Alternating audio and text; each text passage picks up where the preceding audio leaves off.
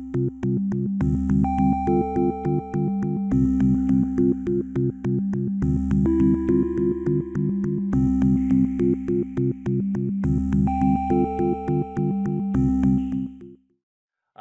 is 7:34 p.m. on Tuesday, January 13th, 2026. Good evening. My name is Christian Klein. I am the chair of the Arlington Zoning Board of Appeals, and I would like to call this meeting of the board to order.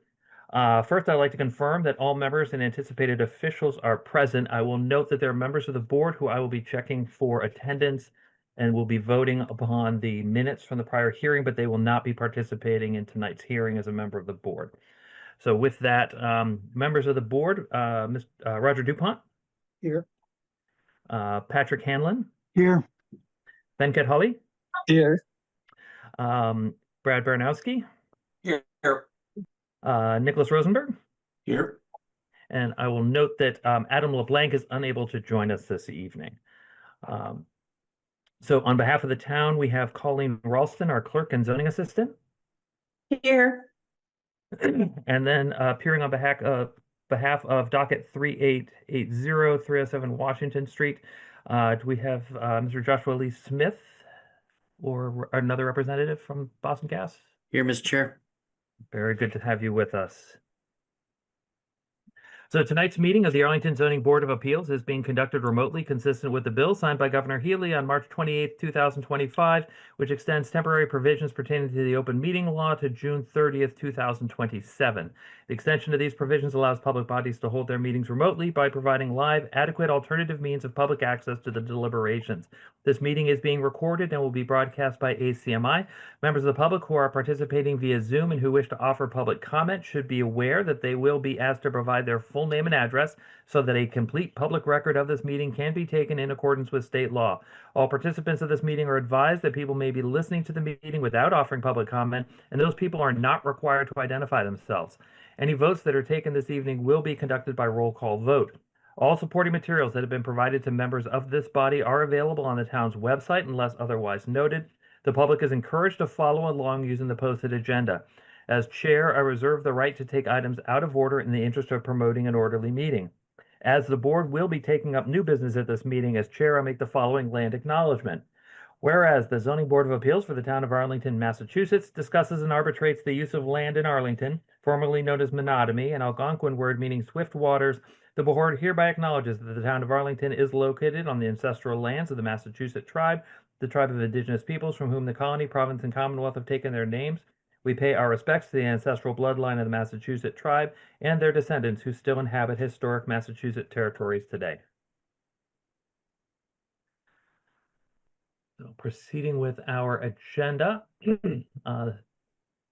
the first item is an administrative item. Administrative items relate to the operation of the board, and as such are generally conducted without input from the general public. The board will not take up any new business on any prior hearings, nor will there be the introduction of any new information on matters previously brought before the board. So item number 2 on the meeting agenda tonight is the approval of the meeting minutes from our December 9th, 2025 meeting. These were prepared by our clerk, distributed to the board for comments and questions, and a final copy was released back to the board, I believe last week or possibly even the week before. Are there any additional questions or comments as they relate to the minutes from the December 9th meeting? Seeing none, I will move that the Zoning Board of Appeals for the town of Arlington approve the minutes from the December 9th, 2025 meeting of the board. May I have a second? Second. Thanks, Hanlon. So a roll call vote of the board, voting yes or no to approve the minutes. Mr. Hanlon? Yes. Mr. Hawley? Yes. Mr. Baranowski? Yes. Mr. Rosenberg? Yes. And the chair votes yes. Those minutes are approved. That concludes the administrative items on tonight's agenda. With that, Mr. Hanlon and Mr. Hawley are excused. They have both requested to be recused from tonight's hearing due to prior conflicts with the upcoming matter. Before tonight's meeting of the public hearings, here are some ground rules for clear and effective conduct of tonight's business. After I announce the agenda item, I will ask the applicant to introduce themselves. and make their presentation to the board. I will then request that members of the board ask what questions they have on the proposal. After the board's questions have been answered, I will open the meeting for public comment. At the conclusion of public comment, the board will deliberate and vote to either continue or close the public hearing. All votes will be conducted by roll call vote. Final vote on any matter before the board will be taken at a subsequent meeting once the written decision has been drafted and provided to the board. After the decision has been adopted and signed, the decision will be filed with the town clerk, starting the 20-day appeal period under state law. After that time, the applicant may proceed with their building permit. However, under state law, no decision granted by this board shall take effect until a certified copy of the final decision has been filed with and recorded at the Middlesex South Registry of Deeds in Cambridge by the applicant. Just an additional note for tonight's meeting. So we are a 5-member board, and as such, any decision of the board needs to have a supermajority of 4 members voting in favor. This evening, because we have 2 additional associate members, we have a total pool of 7 members to draw from. We have 2 members who have prior conflicts and so are recused. And unfortunately, one of our members had a medical emergency late this afternoon and is not able to join us. So there are only 4 members of the board who are eligible to vote at the hearing tonight. Should the board and the applicant just continue this hearing, the 5th member would be able to review the proceedings of the hearing and file a statement under the Mullen Act, and would be able to participate in a subsequent hearing. But just so that the applicant understands, there are only 4 members of the board who are eligible to vote this evening. So with that, I will ask the applicant to please introduce themselves and others and tell us what they are proposing to do.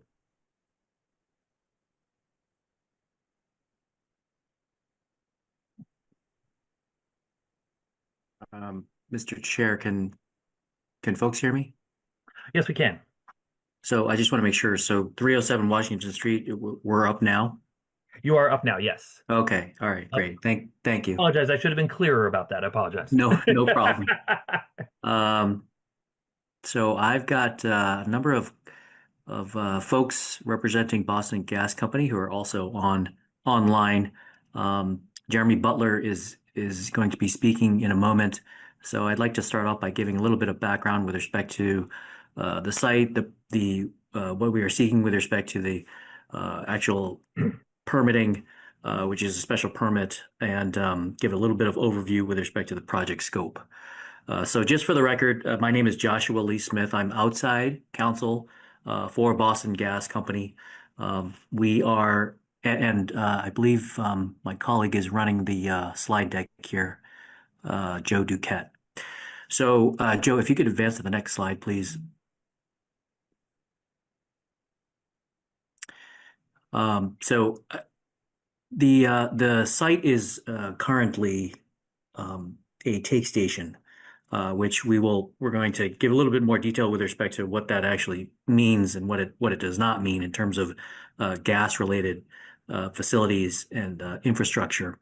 What my client is looking to do is rebuild the existing take station, which the majority of which is located at the neighboring property. My client owns 307 Washington Street. The neighboring adjoining property is at 305 Washington Street. And that property, 305 Washington Street, is owned by Kinder Morgan. My client is Boston Gas Company. And so some of the facilities with respect to the take station that go back to the 1950s are located at the 305 Washington Street Kinder Morgan property. So what my client is looking to do is, for a number of reasons, rebuild this take station on its land. So again, the Boston Gas Company land is located at 307 Washington Street. And generally speaking, the need for this project is really based on asset condition. As I said, the take station facilities have been in operation going back decades, as far back as the 1950s. The station was rebuilt in and around 1997. and the equipment needs to be some of the equipment really needs to be replaced. There's a number of unique equipment that is involved with respect to these types of facilities, and for reliability, safety purposes, security purposes, monitoring, etc. The station needs to be rebuilt. So this is an asset condition project. This is also a reliability project as well. The nature of the take station is basically that the take station takes or receives gas from the transmission pipeline and processes it. And processes it in order for it to be safely delivered to the community for distribution, for customers, businesses, residents, institutions, etc. And so that's the basic function of the take station. Not to be confused with a compressor station. This is not a compressor gas station facility. This is a take station. So I do want to make that clear. We've certainly there's been a number of letters and communications that have been submitted to the board with respect to a number of concerns, many of which, in reading them, I think we believe there may be a little bit of confusion as to what this facility is. This is a take station. So insofar as the rebuilding of the take station is concerned, and Joe, if you could advance to the first project scope, couple more. One more. So this is a basic layout with respect to the project scope. And again, what's identified here basically is an extension of a driveway off of Washington Street that will curve up into the site. And there would be, technically, there would be 4 buildings. One main building, which would be about 1,400 square feet in size. And then you've got 3 other very, very small buildings, less than 200 square feet, which would essentially be for odorizing, as well as an RTU building, or telemetry building. And then you've got an individual bathroom structure. But the main building, as you can see there in the upper left corner, is the regulator building. So you've got buildings, and then surrounding the buildings for security would be it would be enclosed within security fencing, which would enclose the station itself. We will also be installing a number of plantings. We're trying to set the station back as far as possible away from the street, more sort of midpoint within the site. It's about a 2-acre site. And so the station would be located as far set back as we could make it, while still being in relative close proximity to the Kinder Morgan facility, as they do need to interplay with one another. The small little circles here, as you can see on the screen, those are some of the arborvitaes that are proposed as part of the project as well. And Joe, if you could advance to another shot there. These are just some depictions of existing conditions, some street photos. The site is surrounded by both Washington Street as well as Tomahawk Drive on the other side. This here is an illustration providing a rendering with respect to the project. As you can see, the arborvitaes that we're proposing in order to provide some screening. As well, in addition to that, I had mentioned security fencing. The security fencing will wrap around the entirety of the taste station site. So it'll surround all 4 sides of the buildings that are proposed. It will also include screening itself, interwoven within the chain link as well. As you can see, it's green color as depicted here on the screen. Joe, if you could advance to, yeah. So here's a couple of other existing conditions. This is from the Tomahawk Road side, which is the other side of the property. And then the next slide, we can see here's another depiction, 3D rendering of what is, again, from that Tomahawk Road side. There's quite a bit of existing woodlands that are existing there. We're trying to preserve as many trees as possible. And as you can see, this is a fall depiction from this view, from the street view, with the facility as proposed. Joe, if you could land back on the site layout drawing. So as I mentioned, this is an asset condition project. It's a reliability, safety project with respect to some equipment that is older and that needs to be updated. Some of the equipment that's currently located on the Kinder Morgan side of the site is underground, which is not within the company's standards. So that really needs to be above ground, and that's also part of the impetus for this project as well. Really, the site itself, in terms of impacts, and I know that again, there's been some concerns with respect to odor, emissions, the tree clearing, etc. I will say that this site is similar to a lot of electric substations. This is an unmanned facility, so there's no impact with respect to traffic.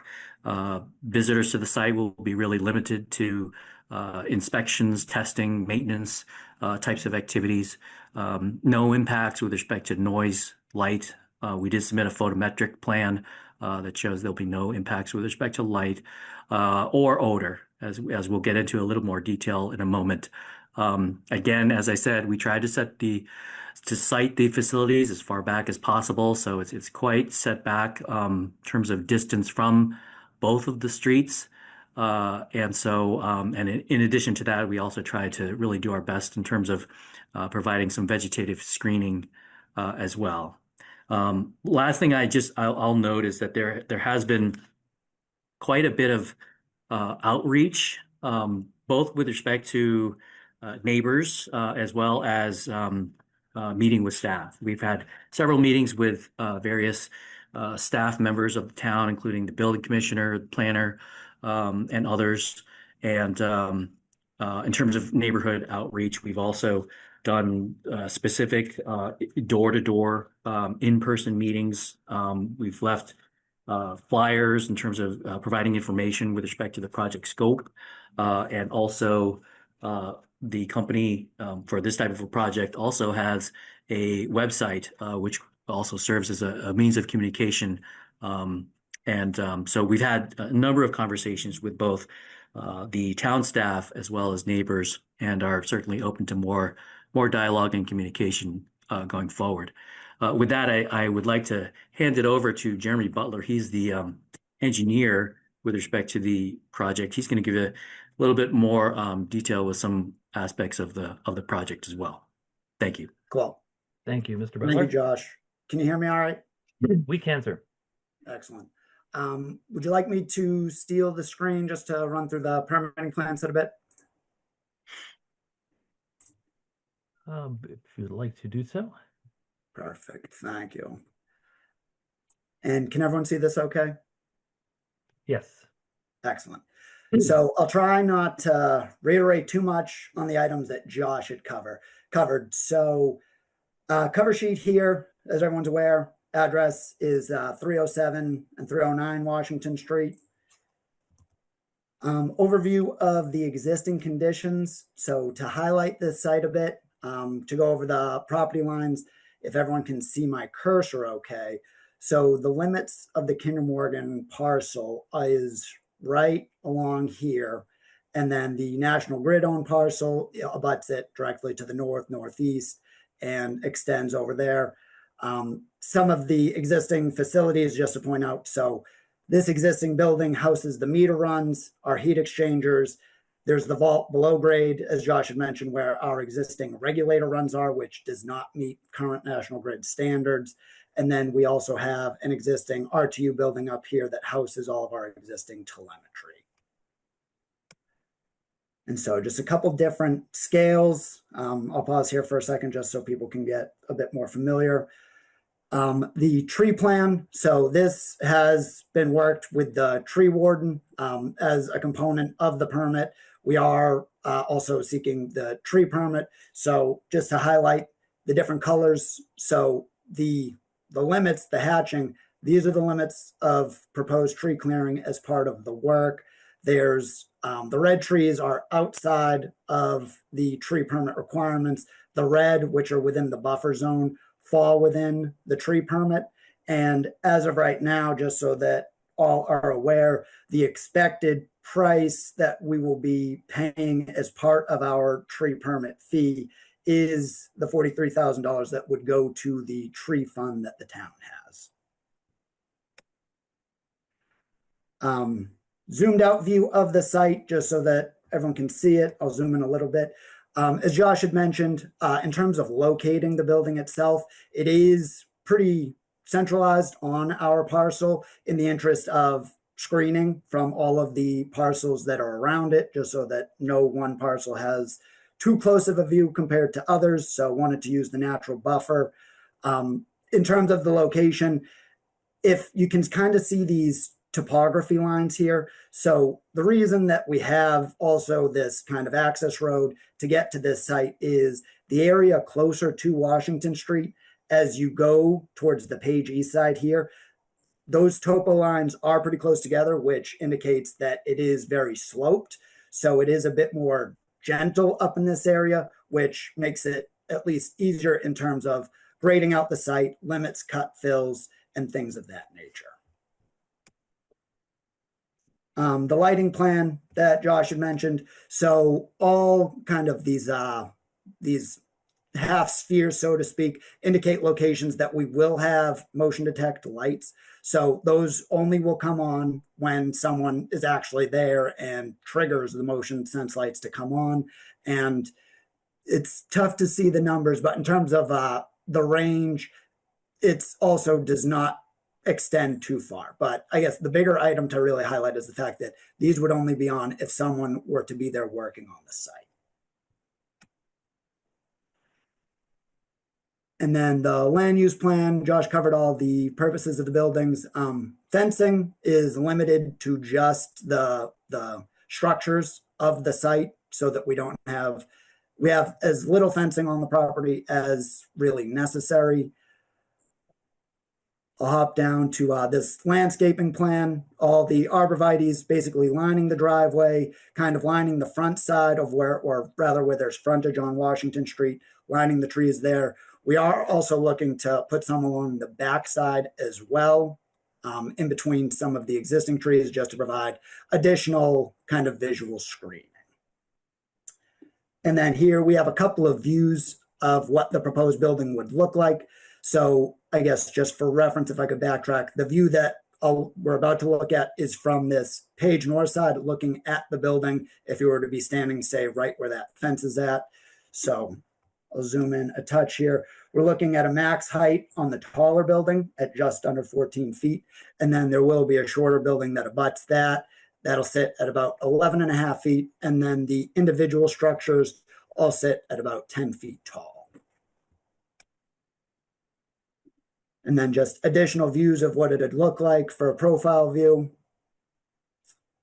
And then here, just some details. So of the driveway, kind of the makeup of that, as well as the fence details. So these would be 8 feet tall with an additional foot of barbed wire on top of that. And then there would be privacy slats in between all of the chain link components. And there are some additional sheets here, but these are just supplemental civil sheets that aid in kind of the erosion control during construction, as well as additional detail on the grading. And that was everything as far as the site plan goes. Joe, would you mind sharing the presentation again, just to show the images of similar stations?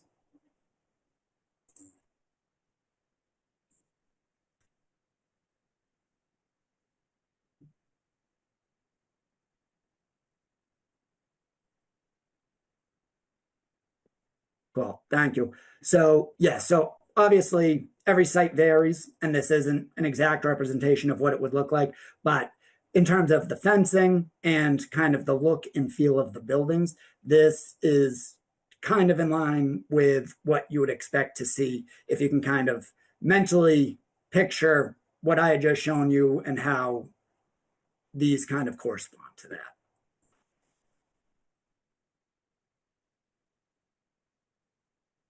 And I think that was everything I was looking to go over. Josh, did we want to highlight Thanks, the Jeremy. renderings at all? Or are you good? Cool. I guess I'll just I'll close our formal remarks by just reminding the board that what we are seeking is a special permit for essential services. That's the use category as set forth in the Arlington zoning bylaw. It is essential. This is not something, this is not a want. This is something that is essential. It is necessary. And it's the obligation of Boston Gas Company. They are obligated to provide this service for its gas customers. I understand there's a lot of opinions with respect to the gas in general and different types of energy related resources and fossil fuels, etc. But there is a demand. The company is not only doing this as insofar as asset condition is concerned and reliability, the age of the equipment, as I mentioned before.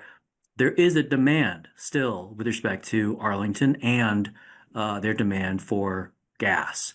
And it is the obligation of the company to provide this essential service. So again, we try to make it as soft of a landing as possible. We understand this is in a residential zone, a residential area. But I think we've tried to mitigate the impacts of this project being more than reasonable in our opinion. So happy to answer any questions. I'm sure there'll be a number of them. That ends our formal remarks. Thank you, Mr. Chair.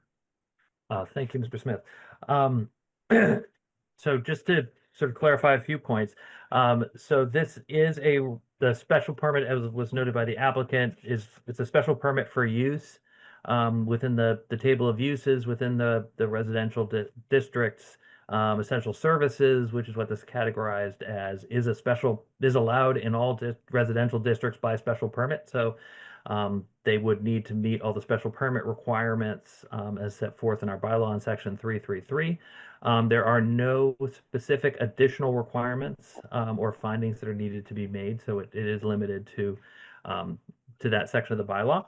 I would also note, so in the town's general bylaws, under Title 6, Section 10, there is the Arlington's fossil fuel free bylaw.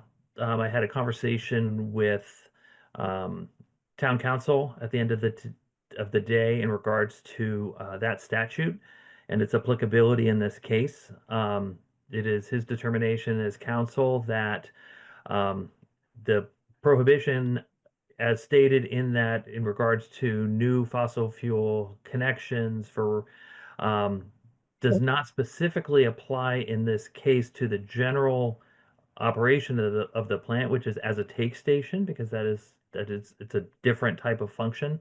However, should the take station include any heating or hot water or any other type of use that would utilize natural gas for those purposes, those would fall under that category. So the general use that is proposed does not fall under that bylaw, but any of those smaller ancillary uses, those would fall under this category that are in the town's general bylaws. So I do have a few questions. So the first is, so the incoming transmission line for this site, is that existing and in place today? And The Mr. one Smith, to I'll the let you- proposed, oops, sorry. I was gonna say I would ask either Mr. Smith to direct it among his team, or Mr. Butler, you can go right ahead. Jeremy, please. Yep. So to clarify, the inlet piping to our proposed building or the inlet piping to the existing station? So would there be a new inlet pipe that needs to come in from off-site, or is the inlet pipe already on site today? It is already on site today. Effectively, we'll be there's what we refer to as a demarcation point where we transition ownership from Kinder Morgan to ourselves. Will basically that is currently located on the Kinder Morgan site. we will have to run approximately 200 feet from that building to the proposed building to be able to facilitate the new station. Okay. And will there be any new distribution piping that will be leaving the site? There will not be. We will be reconnecting to existing outlet piping. Okay.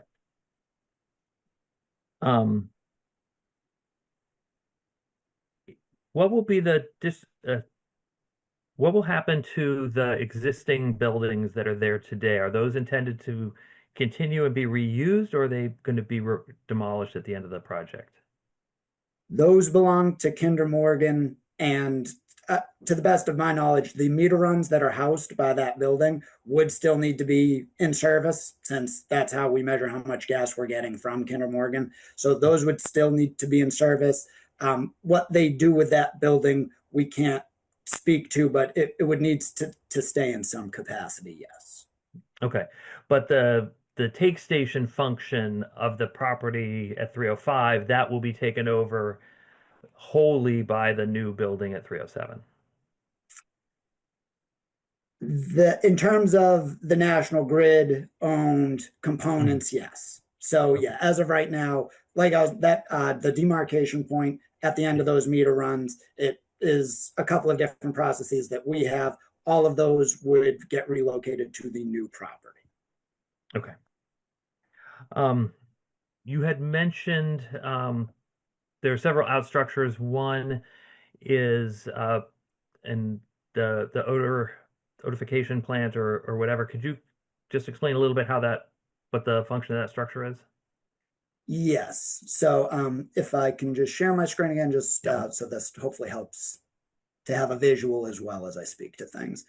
So yes, the odorization, that basically functions as when we take gas, transmission companies do not odorize their gas stream. And then Massachusetts does have odorization requirements that we need to meet. So at the point where we receive the gas, we, at all of our stations, add odorant to the gas stream so that you get that kind of egg smell from the mercaptan. So that is what the odorant system is. It's basically a pump that injects a certain amount of odorant based off the amount of flow that we have through the station. Okay. And you had mentioned you have a bathroom structure as well? Correct. Yes, that is by code, based off the square footage of the building. And is that, did I read correctly that is going to be a composting toilet? It's not going to be connected to the sewer system? That is our intent at this time. We are still in the process of getting the waiver. We've used a similar facility at other sites like this one. So it is an exception that we need to get with the plumbing board, I believe it is. But that is our intent, is it would be a composting toilet and it would all be self-contained, yes. Okay. And as such, it would not require heating or hot water, correct? Correct. Yes, it would be within it. I believe there's a space heater, so it would be electric. Okay. I'd have to take a look at the cut sheets to give you a definitive answer. The internals I'm not as familiar with, but I do know that it's I believe a 55-gallon drum or something to that effect that the water is stored within for the sake of hand washing. That's the most I can confidently tell you without pulling that out. Okay. Yeah, I just wanted to confirm, obviously, if there was a gas water heater or something like that, then that is something that would not be allowed under the present bylaws. That would have to be electric.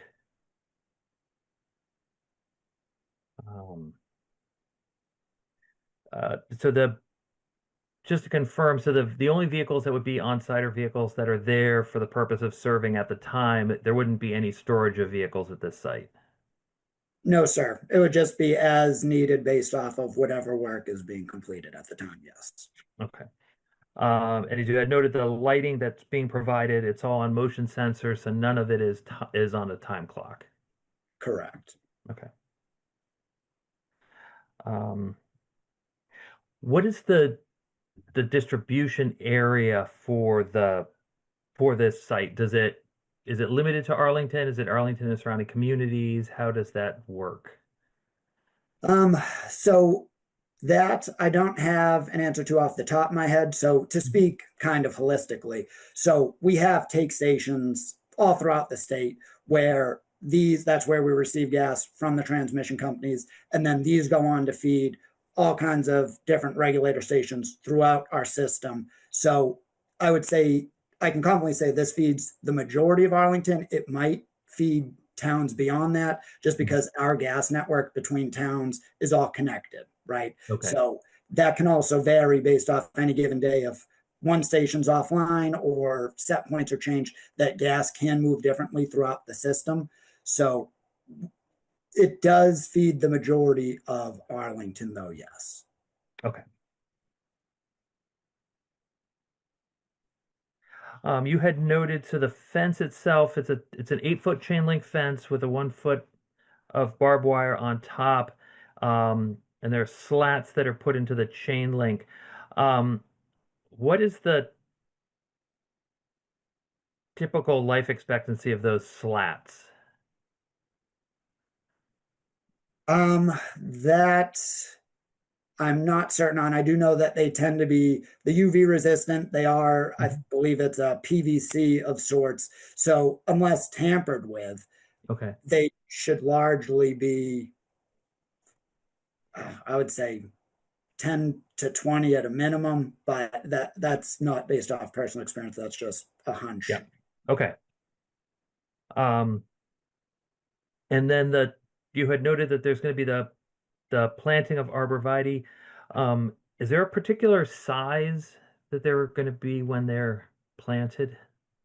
Yes. So in conversations with our forestry department, 8 feet tends to be the max that we look to plant these at. Anything Okay. beyond that, I guess, from what I've been told, is the survival rate kind of really drops down. So Okay. the most they typically look to do is 8 feet. And the particular species that we were looking at typically maxes out at about 15 to 18 feet, which you would expect to see a foot or two of growth every year after the first year. So it establishes its roots for the first year, and then assuming decent soil conditions and root hold, it'd be about 1 to 2 feet every year after that first year. Okay. And as you had noted, you have had conversations with the tree warden, and you're working towards getting an approved tree plan with his department. Correct. Okay.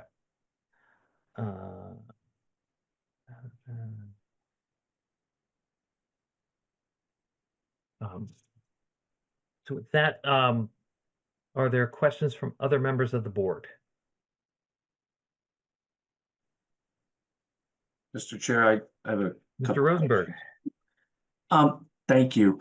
How do you describe the capacity of the existing infrastructure? Is there a volume of gas that is able to be processed and transmitted through that facility currently? So it is highly variable. So demand is what drives it. So we don't pick a flow rate that is what the station puts out. These being pressure regulators, their function is to regulate pressure at the outlet of the station. So as demand increases, that impacts the pressure. That's what causes these to open. And the capacity of that can vary based off of inlet pressure. So Kinder Morgan, since they have as many customers as, I'm not sure how many, but that can greatly impact the inlet pressures to the station. So it is highly variable at any given time.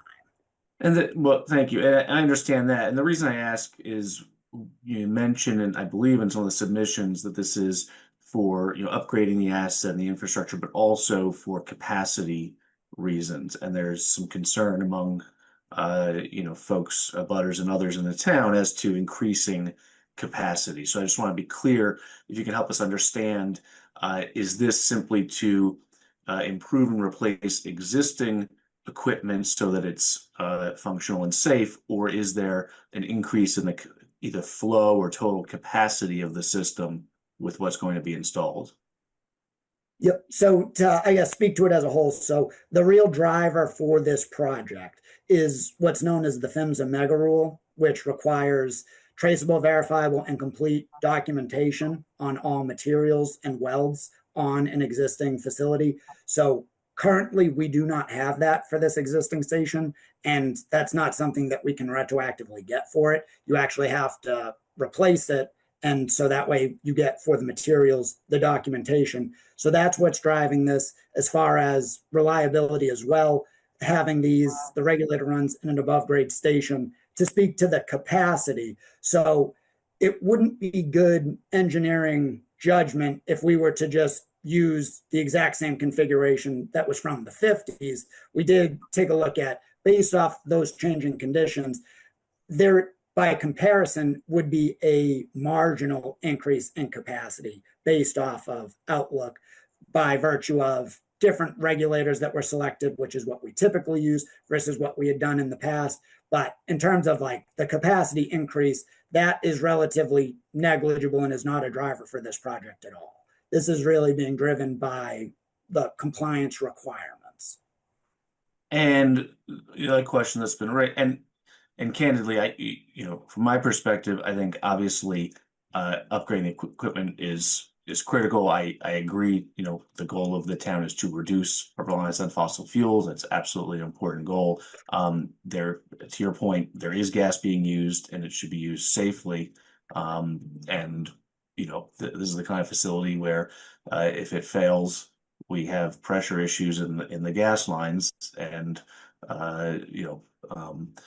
what happened in Merrimack Valley is not lost on us. But there is a lot of concern about increasing capacity. So I would like, if possible, some more information about the equipment being installed compared to what's there now, if possible. The second question that has been raised, that's a big one, I think, is the basic one, which is why is the existing site not suitable for this improvement?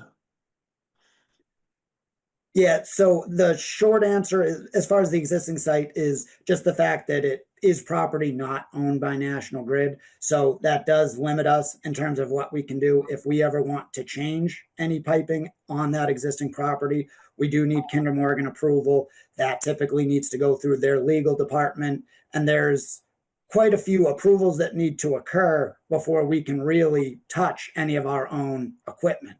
Whereas if we have it on our own property, that removes that component altogether.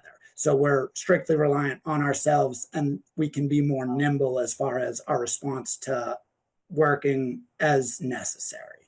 Right. I'm just a little confused because you're currently using that facility, right? So there must be some arrangement, whether it's a lease or some other arrangement between you and the owner of that site to use that infrastructure. So why wouldn't they be able to upgrade that or have an arrangement between you whereby it's upgraded either in situ or on the same site adjacent to the existing, I assume it's hard to replace the equipment in the building at the same time. You probably have to put it adjacent, but on the same site. Why is that not a consideration? I'd say largely the space is part of it as well. So there is the fencing that goes around the site. We do have the gas main that kind of is about 20 feet or so off of that existing building. So there isn't a whole lot of space available to put any sort of new structures in this area. And it just gets very complicated when we're trying to drive improvements on their parcel. If it's something that doesn't necessarily directly impact them, they're a transmission piping company. Yes, we buy gas from them, but they don't necessarily have the staff to support a project like this that we're looking to do based off our compliance needs.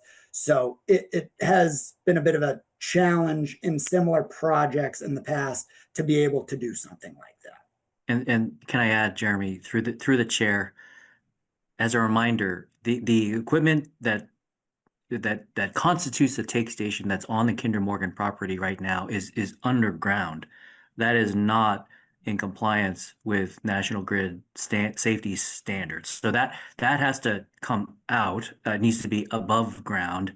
And as Jeremy said, there's really just simply no room on the Kinder Morgan site. Number one. Number two, it's Kinder Morgan site.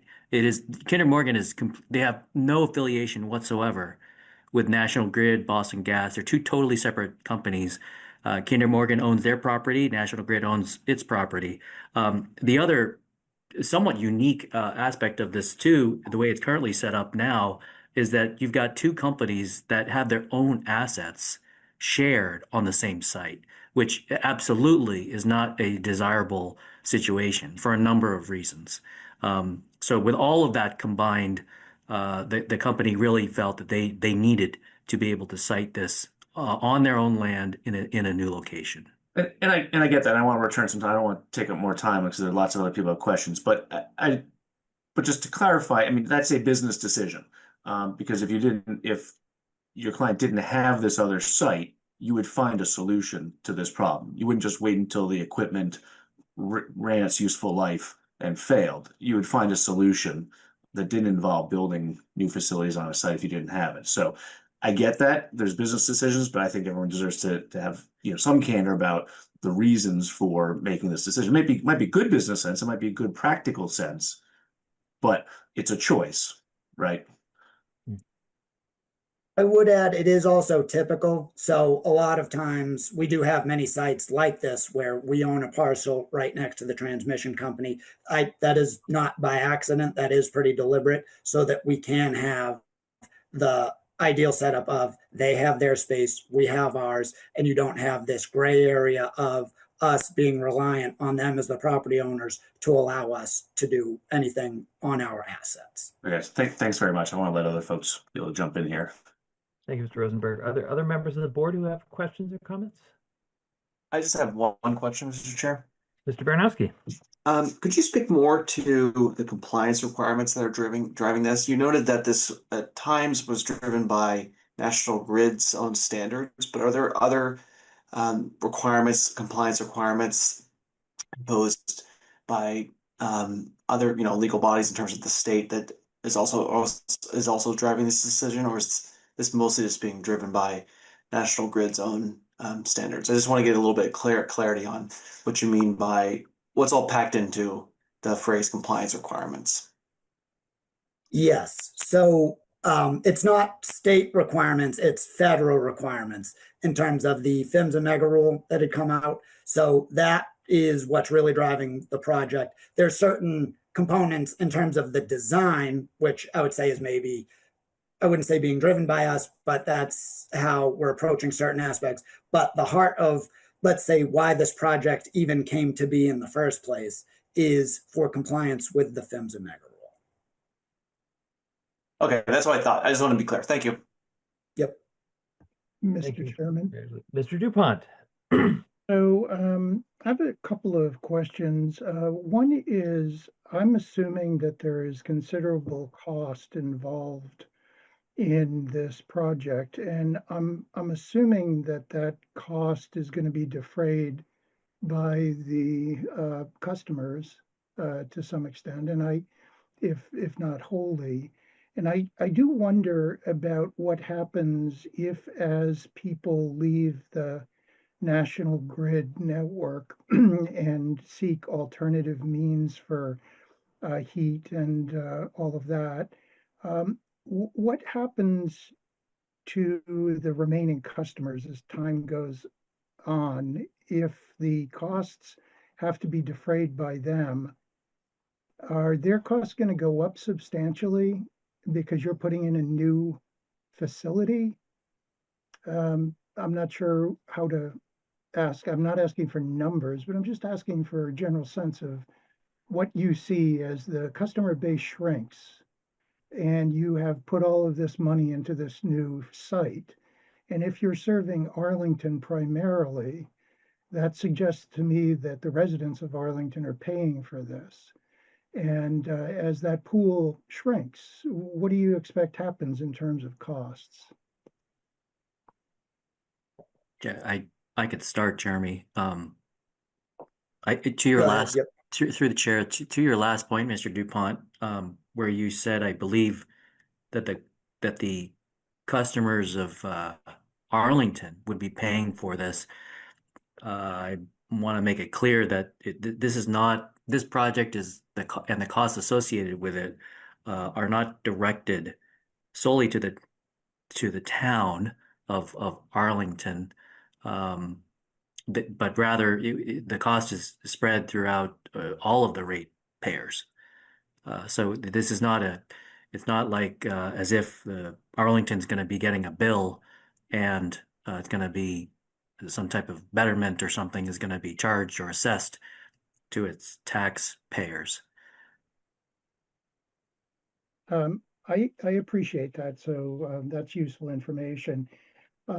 When you referred to the fact that this is essential, in what regard is this to be considered essential? I'm not clear from what you've said. I realize there are some updates that you could do, which would make things easier for you, sort of to the points that Mr. Rosenberg had made. But I'm just not sure how it becomes essential for the residents of Arlington to permit this. It's an essential service, just as if this were an electric project, if this were an electric substation, that's an essential service. Well, And the company is obligated to provide the necessary infrastructure and make it reliable for distribution to its customers. I understand that, and I understand you're looking at it from the perspective of the way the word essential is used in the zoning bylaw in the definition of essential services. So that point is taken, but in the criteria for a special permit, there is a one of the criteria B says that it's essential or desirable. And so I'm not entirely sure how you would make the case, and I'm not saying you can't, but I just don't know how you make the case that this is essential. The Essentially, compliance component, sorry, Josh, if I could add, the compliance component, I would say, is what makes it essential. We would be out of compliance if we were to not do this project. And out of compliance, as Mr. Baranowski had asked, with the national grid standards, but you're saying that there are other standards which have to be met? Federal code, yes. Okay, thanks. That's all I wanted to ask. Thank you for that, Mr. Dupont. Were there any further questions from the board at this moment? Seeing none.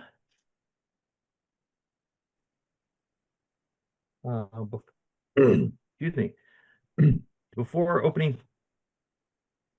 meeting for public comment, just a few notes. Public questions and comments will be taken as they relate to the matter at hand and should be directed to the board for the purpose of informing its decision.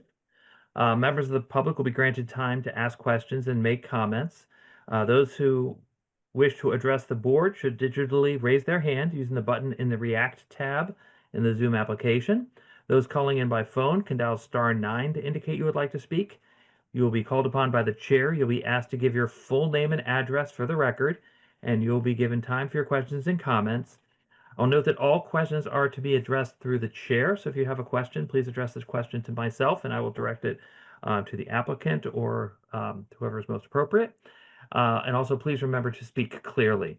Once all public questions and comments have been addressed, or it is now 8:30, so I will say, or until 9:30, we have reached the hour of 9:30, the public comment period will be closed.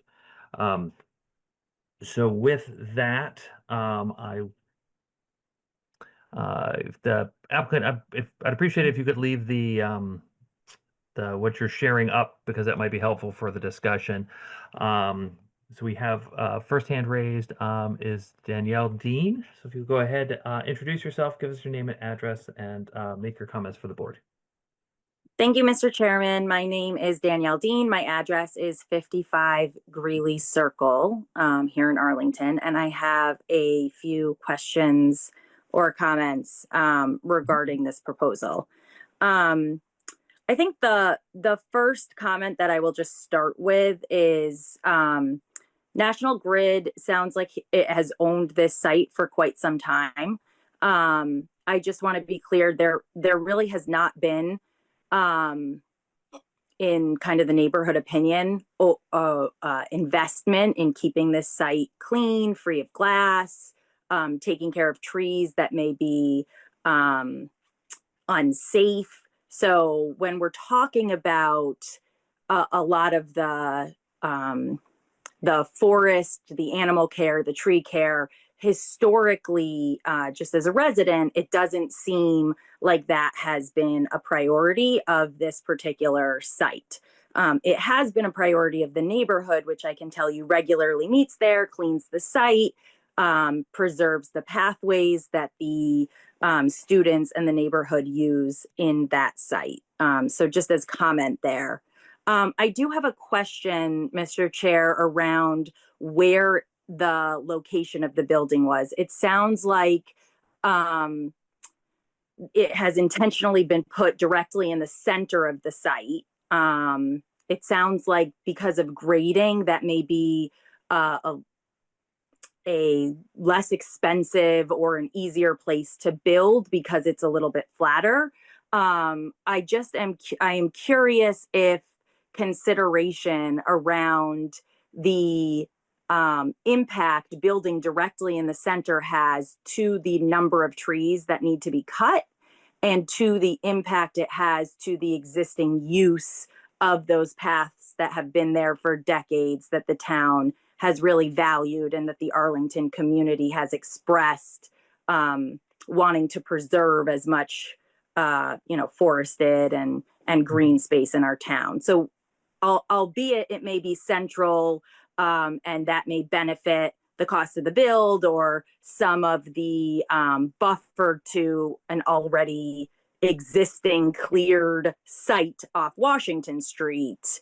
Can we hear a little bit more about how we potentially, if it wasn't in the middle, would that preserve more wildlife, more trees, and more pathway?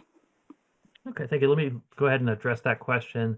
So, Mr. Smith, I don't know if you're able to address that, if there's somebody else who could talk a little bit more about the location that was chosen, why it was chosen, and if there might be another location on the site that would have lower impact on the current site in terms of the way it's currently grown up, but also the way that it's currently used by the abutting neighbors.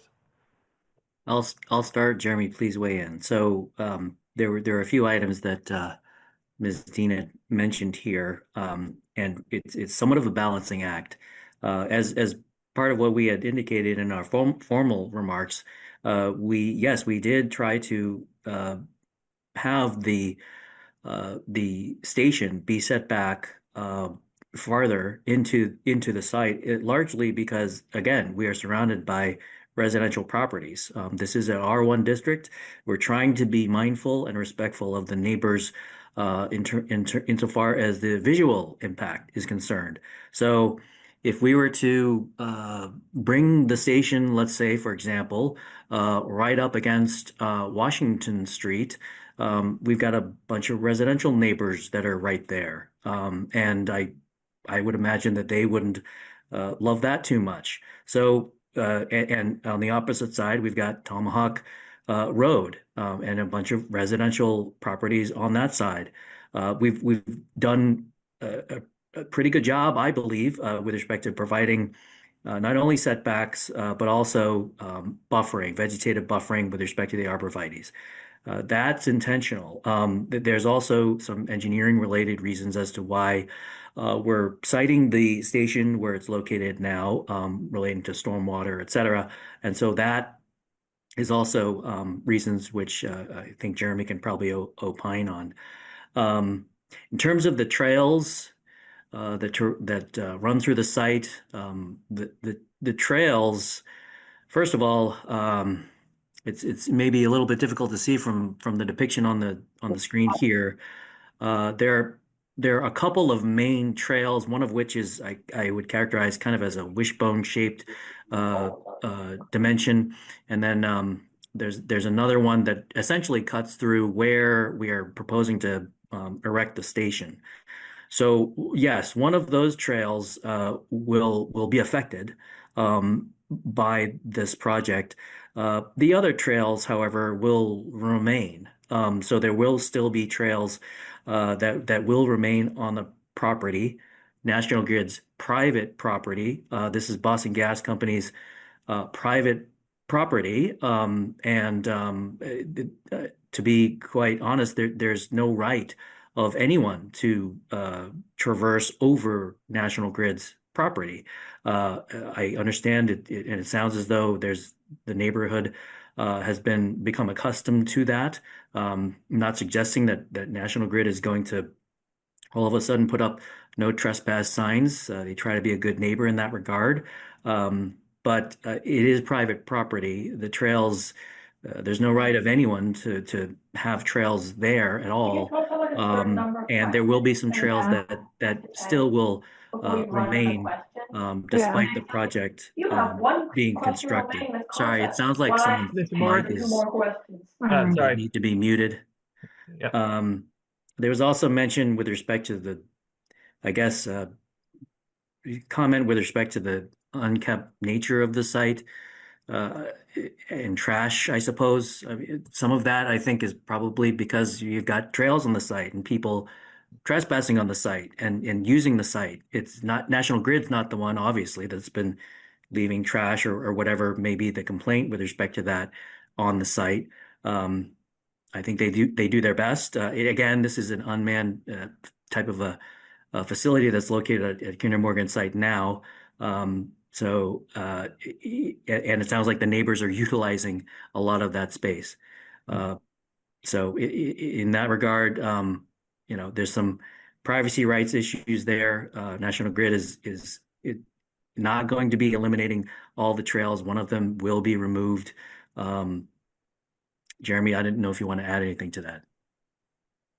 Yes, I guess specifically to the grading and kind of how we landed on this spot. So to highlight it a bit further, if I could just zoom in a touch. So as I'd mentioned, with this relatively steep grade going down here, if we were to say want to construct this just along Washington Street so that we didn't need to have this access road, you're effectively probably going to land in the same amount of tree clearing, because to level out this site here, the amount of fill that you would need, we would also need to remove those trees to the point that you're probably looking at extending down to where this walking path is here, if not further.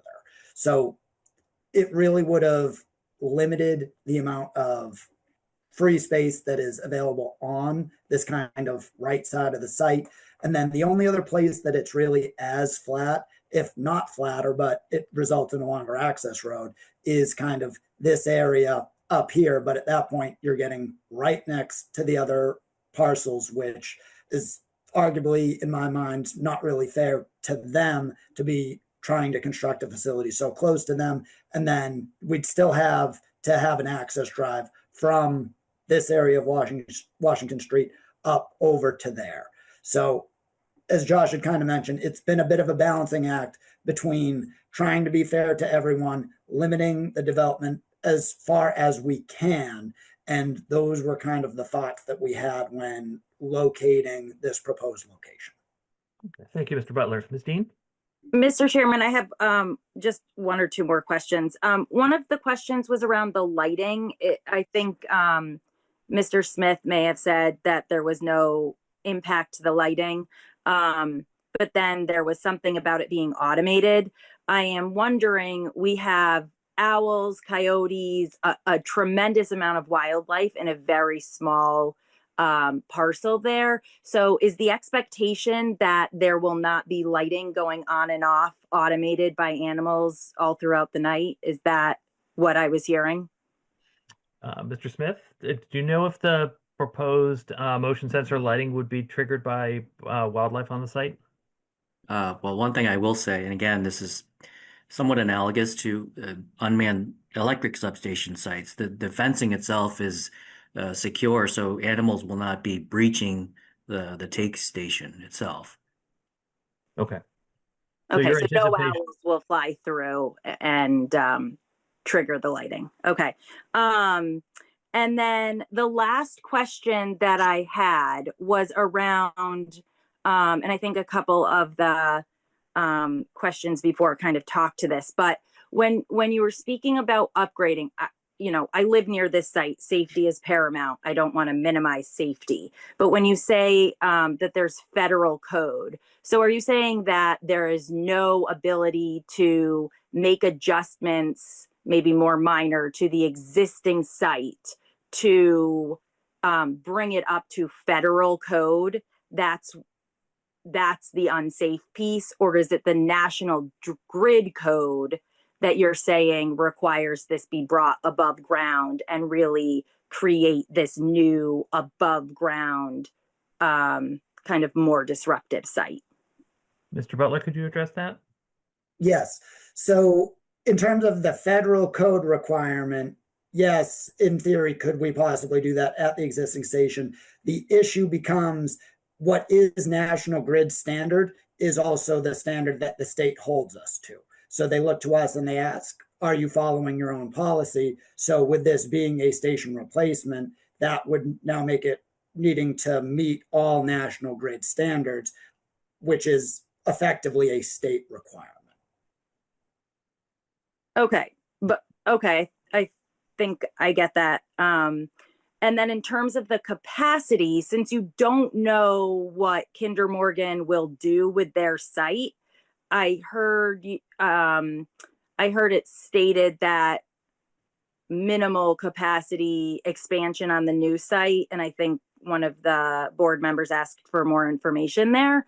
But does that potentially mean that if Kinder Morgan continues to use the equipment on the existing site, the capacity would be much more expanded? Not necessarily for National Grid, but just in general of what's being processed?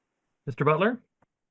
So no is the short answer. So as part of this project, once we complete our project, that is all equipment that would be demolished. So it will be physically disconnected from the system by virtue of the work that we're performing. So it is a direct replacement. All of that existing equipment other than the metering runs will no longer be there. Okay, so then maybe there is an opportunity to follow up on that site with how to replace some some of what this special permitting has kind of taken from those residential lots. I guess the last, and I know I don't want to take up all the time here, the last thing that I would just kind of ask of the board, Mr. Chairman, is to consider, I understand the privacy fencing and the arborvitaes. If there is an opportunity to look even further as to how to make the look and feel of this less disruptive to the site, barbed wire, chain link fencing in the middle of a residential area that previously was full of, wooded, a wooded site with nature. And I get it. It's a private property, so it could have looked different. But it is a residentially zoned private property. I just would want to see maybe some more renderings. The ones that Mr. Butler brought up do look quite different, look much more commercial than what I think the proposal was articulated as. So maybe some more detail around how this could look a little bit less aggressive in a really natural, beautiful habitat. Great. Thank you so much for your time, Mr. Chairman and the board. I really appreciate the conversation that you're facilitating here. No, you're welcome, Ms. Dean. Thank you. Next on our list, we have Jennifer Cutrara.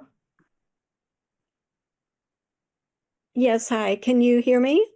I can. If you could just give us your name and address for the record, please. Absolutely. It's Jennifer. My last name Cutraro, Cutraro. My address is 15 Stowcroft Road in Arlington. Thank you. Mr. Chair, looking at the site plan, do have a question about the proposed length of the driveway to the proposed new building.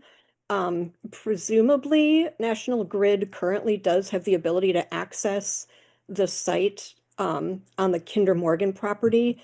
I am wondering whether they have explored, rather than building that long access road, if they can access it through the Kinder Morgan property and not have to take up that much forest for roadway access into the proposed building. Let me go ahead and direct that. Mr. Smith, are you able to address that question? Jeremy, if you could, that's more of a design related question. Okay. Yes, so there is the fencing that kind of runs down here. So if I zoom in a touch, so in terms of kind of how the existing site is laid out. So it comes in, there's that fence gate here, and then there's really not a paved surface here. It's all gravel. There is some ledge outcroppings here. So short answer is that it would require some modifications to the fence to be able to come in and get up here. The work trucks that our field staff have aren't the smallest of trucks. They are typically larger box trucks. So this isn't really conducive to them being to get up to the site. Plus, that also comes back to kind of the issues of ownership. Is if we were to even look to do that, that would require us to have Kinder Morgan sign off on it. And that is just another asset that would be on Kinder Morgan property when the intent is to largely separate the two as much as we can. So that's how we've kind of landed on the access road as shown, so that it's on National Grid property as much as feasible. Thank you, Mr. Butler. Ms. Cutraro, I believe got her question answered because she's no longer at the top of my queue. Oh, did I disappear? You disappeared. I just want to make sure that you Oh, had asked the question. thanks for that explanation. I did also just want to ask as a follow-up, has consideration been given to the the potential runoff and stormwater impacts of cutting a mature forest with established canopy trees and the loss of their roots holding in the soil? I know that the grade of the property is something that you've been considered about, and that is one item that I would be concerned about, is whether removing an established forest creates more of a runoff issue than currently would exist there. Mr. Butler, can you address the stormwater management actions here? Yes. So we are still in the stormwater mitigation design process. We have had a first pass. We are looking to meet with the town engineer just to make sure we're on the same page as far as what he's looking for. I don't have a plan view of it at this point since we are still modeling, but I can at least speak to it. So the intent as of this time is we are looking to install a trench drain along the perimeter of the developed portion of the site, which would discharge to a bioretention facility kind of in this pocket here. So would that be like a surface rain garden, or would that be a subsurface infiltration? So it would be a surface rain garden that will infiltrate. So I guess both sort of, but more specifically, it's a basin at grade that will infiltrate and will be sized to handle the 100-year storm in accordance with the Arlington stormwater bylaws. Great, thank you. Ms. Cutraro, was there anything further? No, that's all. Thank you, Mr. Chair. Thank you. Next on our list is Mr. Steve Moore. Oh, yes, thank you, Mr. Chair. Steve Moore, Piedmont Street. I just would like to start by saying that I certainly appreciate the outreach that the applicant has provided to the community and the town boards and the like. I think that does help all in the process a bit. I also would like to applaud the board for having asked the breadth of questions that I heard earlier that they were asking of the applicant, because they covered a lot of, I think, good topic material and good points to think about and discuss. I wanted to ask a few questions. I wanted to ask the applicant right off the bat, how long has National Grid owned the current property that they want to develop, Mr. Chair? Mr. Smith? Do you know the I'm answer to sorry, that? the question was how long? Do you know when this property came into the ownership of Boston Gas? Well, again, the take station goes back to the 1950s, and there was predecessor owners to Boston Gas Company, sort of like the telco companies that the Boston Gas has been bought. Smaller companies have been bought, acquired, merged over time, but I think it's goes back to the 1950s. Okay, so the property that Boston Gas owns and the property that Kinder Morgan owns, those both go back prior to the 1950s, to the best of your knowledge. Around the well, I believe the National Grid site. I don't know about the Kinder Morgan property and how long they've owned it, but I believe the National Grid property ownership goes back to the 1950s. Great, thank you. Mr. Moore? Okay. Mr. Chair, the reason I ask is the arrangement between Kinder Morgan and Boston Gas in this particular case is interesting, intriguing, and complicated. And I'm wondering, this property remained undeveloped, it seems, then for 75 years by Boston Gas, even though Kinder Morgan or its predecessors were doing something next door. And we are now developing it. That does answer my question, because I was wondering if this was a recent purchase in particular.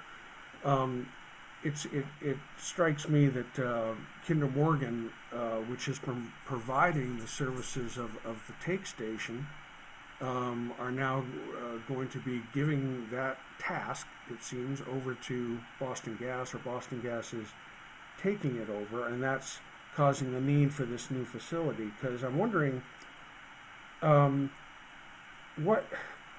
why isn't Kinder Morgan doing this? Why is Boston Gas doing this? Could I ask, Mr. Chair, through you, what the applicant's impression or guess to that is? Mr. Smith?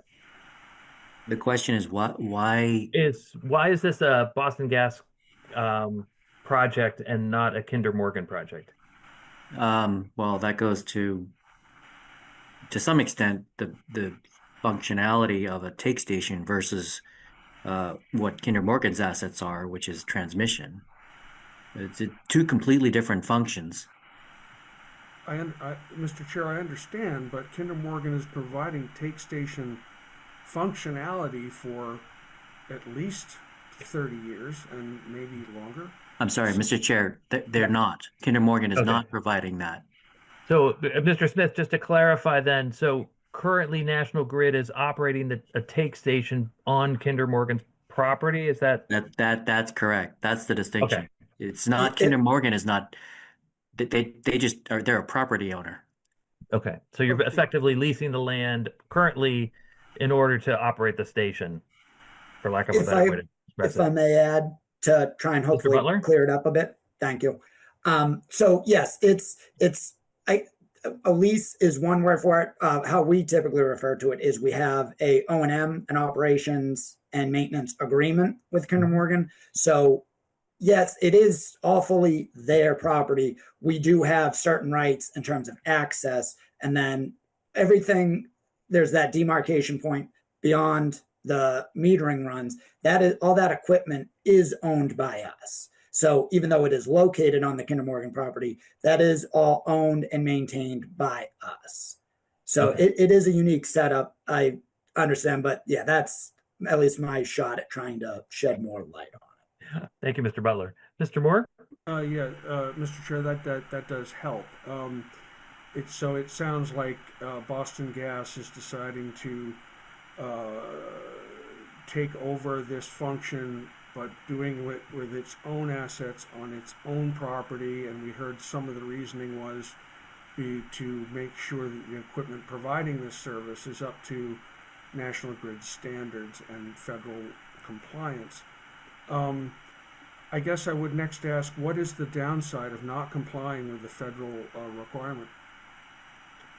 Mr. Smith or Mr. Butler? I guess first off, is there an option of not upgrading the station to comply with federal bylaws? And then if one was to do such a thing, what would be the downside of that? So off the top of my head, as far as one would be fines, that's obviously the first one. You typically get fined until you bring the station into compliance. And then there is also the potential of getting your license revoked as far as being an operator and distributor of natural gas. So if you are willfully neglecting a code requirement, then that in turn could be the reasoning for your loss of license to serve are the two big ones that come to mind for me off the top of my head anyway. And as it's an ongoing theme, but safety and reliability. I mean, there are rules, regulations, statutes, codes, some of which we think are reasonable, others may not be. But this is, again, going back to my comments earlier, that it's an essential service.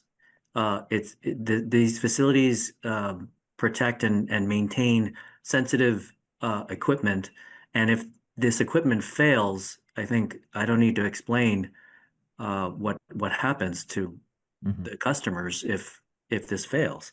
There are safety concerns. There's also residents that rely on gas, hospitals that rely on gas. It's essential that that these functions are maintained safely and that they're efficient and that they're protected. So we can't be picking and choosing what regulations or standards we want to follow or not follow. Okay. Thank you, Mr. Smith. Mr. Moore? Yes, Mr. Chair, that helps out a lot. I'm wondering how long the current station has been out of compliance. Mr. It's Smith? not. Oops, sorry. I know it's jumped again. Go ahead there, Mr. Butler. Thank you. Sorry. It's not out of compliance yet. The intent is to get this into compliance prior to being out of compliance. Okay, Mr. Chair, that makes a whole lot of sense timing wise and such. I'm wondering, how many other take stations are there in the Arlington that service Arlington beyond this current one? I guess I would ask, Mr. Chair. I believe that the applicant has indicated this is the only station that's located in Arlington. There are stations in adjacent communities that are cross-connected with the network in Arlington, so there is some degree of exchange between the communities. But there's not a separate second facility in Arlington. Okay, I suppose, Mr. Chair, much like the electric grid. Correct. Okay. And if you could wrap it up, Mr. Moore, I would. Yeah, no, I am rush taking a lot anyone, of time. That is true. Mrs. Cucharo makes a good point about removing of the trees. My big concern is the large removal of the trees from this property, and I'm hoping that we can maintain enough trees to seriously buffer this from the streets and from the neighbors. I know I heard there was going to be the best, we were hoping to do the best we could, but I'm hoping the board can add a condition to the granting of this permit that guarantees a certain either amount or style of canopy retention, because this has been forested for a long time and will have a pretty large impact on the community when a huge number of those trees comes down, stormwater and otherwise. Thank you, Mr. Chair. Thank you, Mr. Moore. Next on our list is August Jufke. Thank you, Mr. Chairman. August Drufke, live on Carl Road, 15 Carl Road. We're down the street here from the property. Couple questions. I think the first one is this subject to an NHESP review? And if it has been, what are the results? If it hasn't been, why is it not subject to an ESP review? Mr. Smith, do you know? Jeremy, I would defer to you on that. Yeah, I guess, sorry, could you restate the question and speak specifically to the acronym being used? Yes, National Heritage and Endangered Species Program as part of the, as a corollary to the Endangered Species Act of 1973. Yeah. Understands that there's northern long-eared bats, tricolor bats, and little brown bats that are resident to the Arlington area. With loss of habitat, has that been considered and been proven as to not be an issue?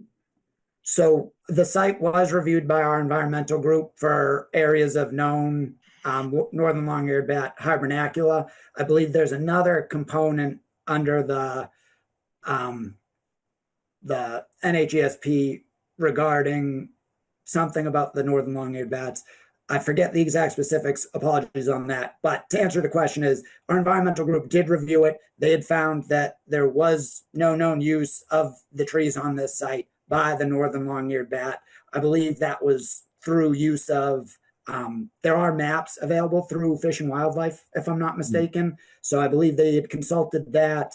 And I think we might have had someone go out as well. That part I'm less certain on, but I do know that it was reviewed at least based off of available data in terms of hibernacula. Okay, thank you.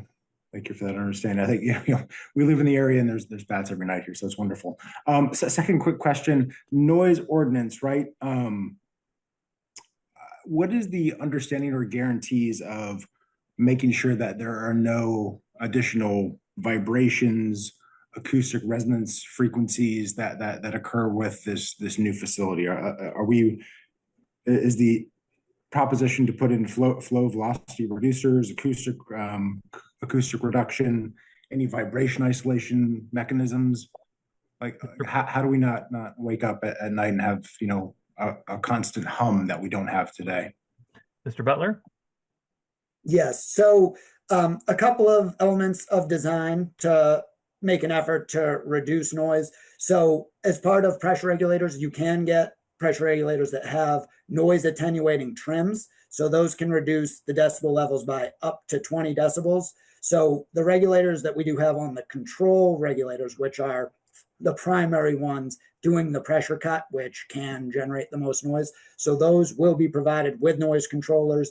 There is also the aspect of, we do have the outlet piping sized a bit larger than it typically would be from a velocity standpoint, due to the fact that most noise comes from high velocities. So as you reduce the velocities, you'll reduce the noise. So we did, as far as the outlet header, oversize that before, once it gets below ground, go back to a more conventional size based off of our velocity sizing. And then there is also the element of the thicker you make the thicker the pipe is that you use, the more sound attenuation you get from that as well. So we have gone with Schedule 80 pipe, which for those who aren't familiar, Schedule 40 tends to be the more common. This is twice as thick, if not thicker, depending on the pipe diameter, to get additional sound attenuation. So those have been the considerations given to really reduce the amount of noise as much as possible. Thank you, Mr. Butler. I Mr. get, Sorry, proceed.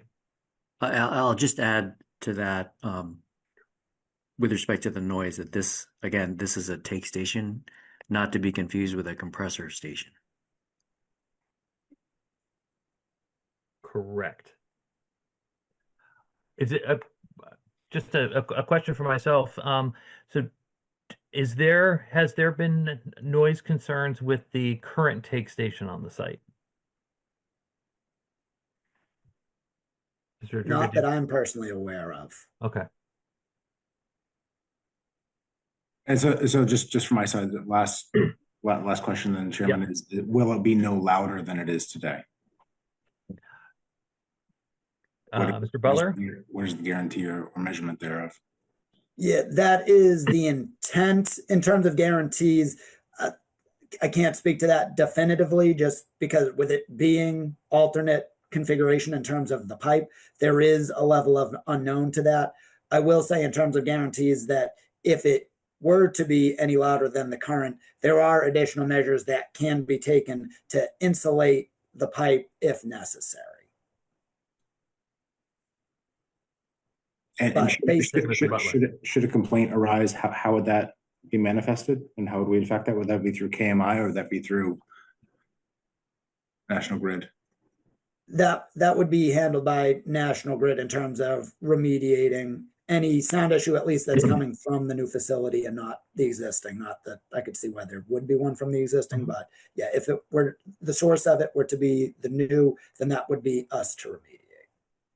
And I would note for the that this is something that the board can include in the conditions of special approval, should the board be moving towards approval, that the board could condition that there be a specific method for how noise complaints would be handled, where the noises are, in excess of what are experienced today. That's certainly something the board could consider as a condition of approval.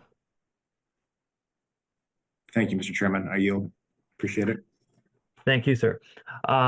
Next on our list is Claire Moody.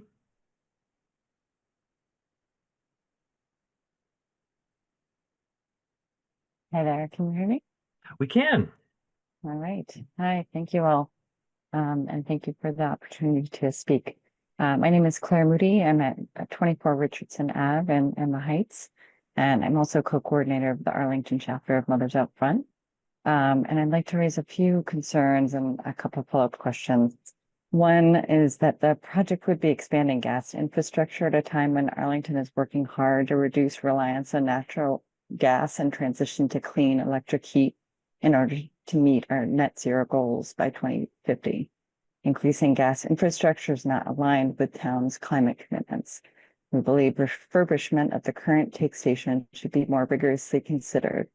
So a question for Boston Gas would be, noting that Boston Gas has owned this land for some time and the business agreement has been maintained for many years with Kinder Morgan, why at this moment of energy transition and high energy costs is this new build needed?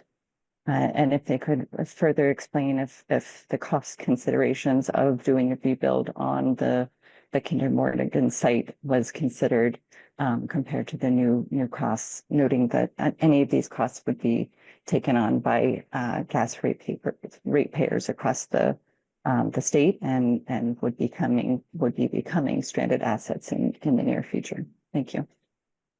So Mr. Butler, if you could address that question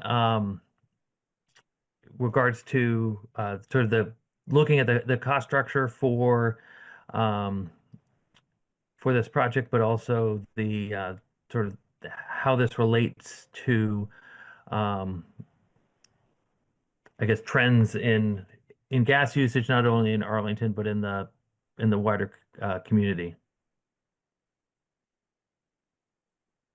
Yes. So as far as cost impacts, I mean, I guess one component, I know Josh had mentioned it, but as far as ratepayers go, it is spread out across the state. It isn't broken up by town. So it isn't necessarily a direct hit for Arlington residents. I believe part of it as well, I think we had spoken to it earlier as far as kind of why we have not pursued trying to develop anything on the Kinder Morgan site, between it not being our property and also the limited space. And then, I'm sorry, what was the third component again? I think there was a third. Ms. Moody? The trends with respect to the, I think demand is, the comment by the neighbor regarding that this does not align with the net zero initiatives. My short answer on that, if I could say, is just I understand the net zero and desires to reduce and ultimately eliminate fossil fuels and infrastructure relating to that by 2050. But right now, again, going back to the company's obligations with respect to providing this essential service, the demand is what needs to align. And there is demand, there's growing demand with respect to gas needs from residents, businesses, institutions within the town as well as surrounding areas. Those are the trends. And Jeremy, I think, can speak to, there was some forecasting done with respect to the demand. So this is not just out of nowhere. And unfortunately, when there are certain initiatives that are set forth, aspirational goals with respect to elimination of fossil fuels, it doesn't fix the need that is really present now. residents need to be able to heat their homes. Businesses need to be able to operate their businesses, and many utilize gas, whether it's desirable or not. And Thank just you, to Mr. follow, Smith. can you Yeah. clarify if there's been a business agreement in place for at least 30 years with Kinder Morgan on that shared property and assets? Why now do we need to make this discrete transition versus continuing to have a collaborative approach? Mr. Smith, can you address that? Why after so long in partnership with Kinder Moody are you seeking to construct this on a separate parcel? This goes back to what Jeremy has been, I think, saying more than once pertaining to requirements and compliance. And again, it goes back to as well feasibility with respect to the site and the property. And again, it is not. It is oftentimes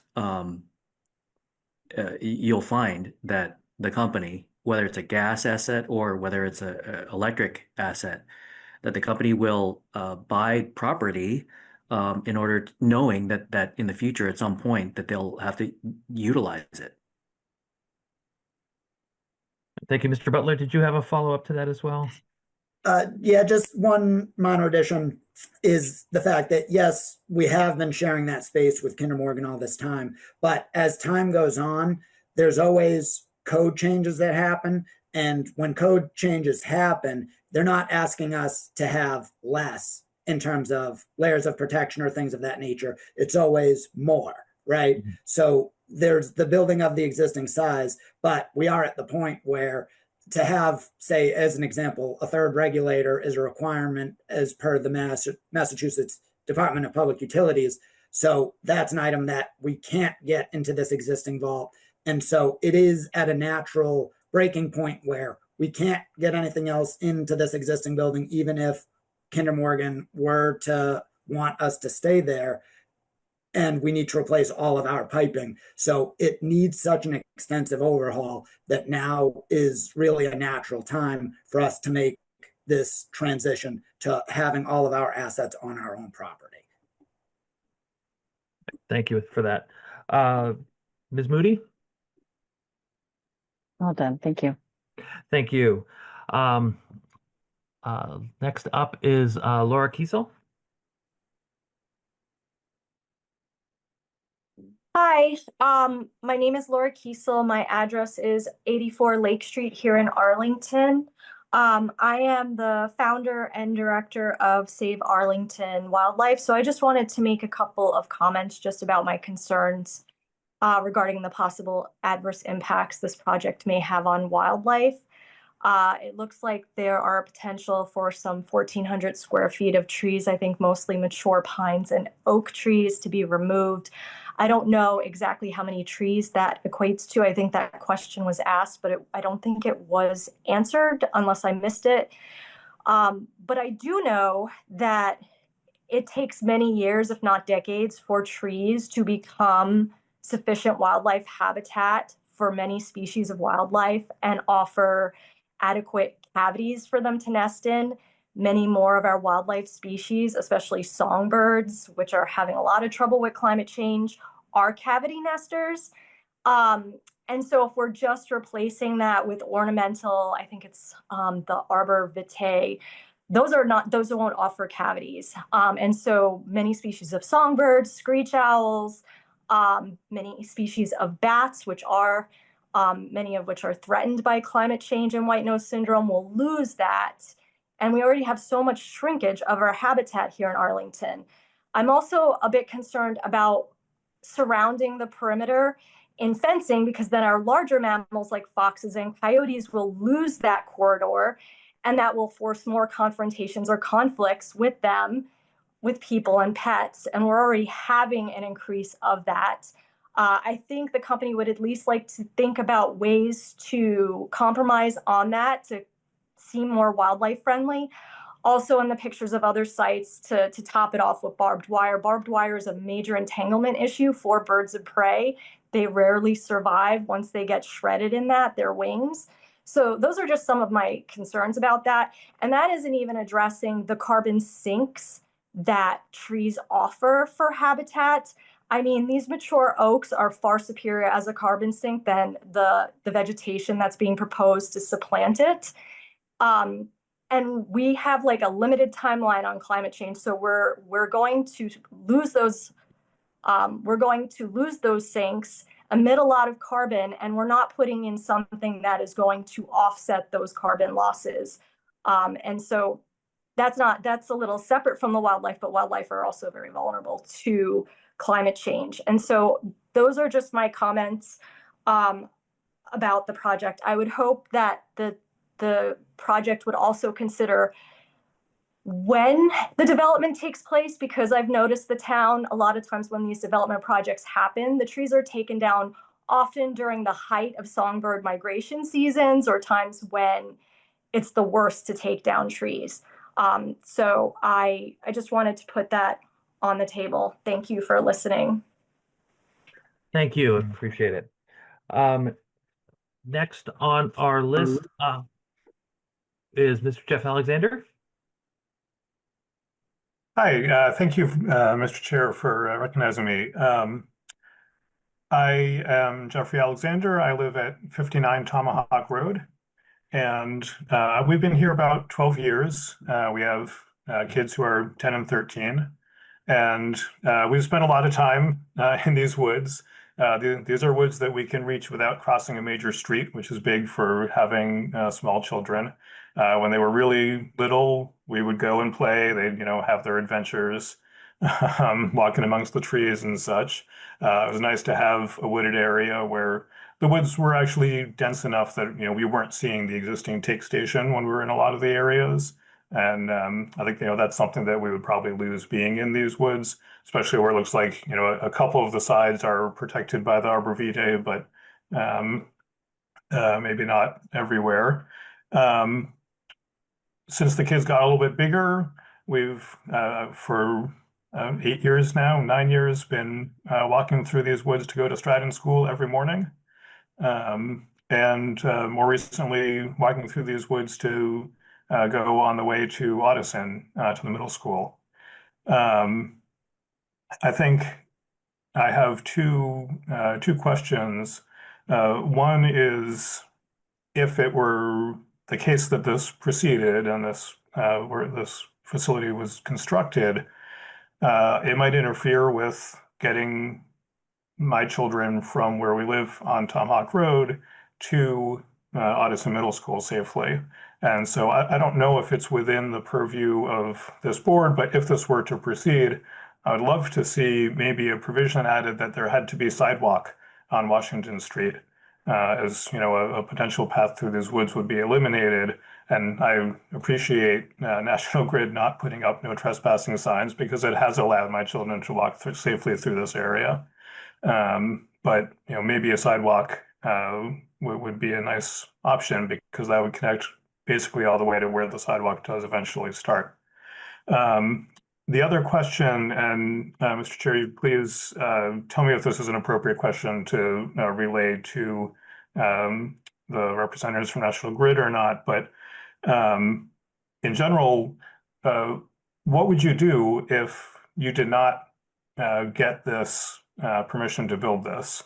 It sounds like it would be very inconvenient, maybe extremely inconvenient. I get that. I work for a large company. I understand these things are tricky. But what would the alternative be, especially given that presumably Kinder Morgan, it's in their interest to have a working relationship with you to figure out some way to share this, the use of this land, even if it involves doing some, updates or something. So if it's a reasonable question to ask, then I would like to know the answer to what happens if you don't get it. Thank you very much. You're welcome. Thank you. Mr. Smith, is that a question you can address? The question sort of what the fallback position would be for National Grid should they have difficulty in permitting this project. Sure. So, Mr. Chair, again, I'm repeating myself here, but Yep. it's an essential service. This is not as if we're looking to erect a shopping center or something. Nice to have. This is essential. If this got denied or overly conditioned, Mhm. then the company would likely, I would imagine, consider filing an appeal like any other applicant would in a circumstance where they feel as though we met the standards and we got denied. So there's an appeal route.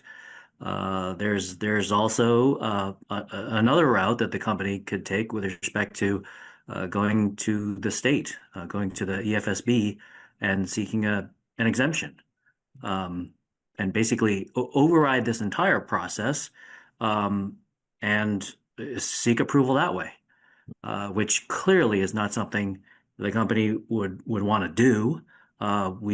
As I mentioned at the outset, the company has really worked pretty tirelessly in terms of reaching out to the neighbors, reaching out to stakeholders, reaching out to staff, working very collaboratively with the staff, including the tree warden, by the way, and to come up with a viable solution with respect to this necessary essential service, and not go seek an exemption and circumvent the local process.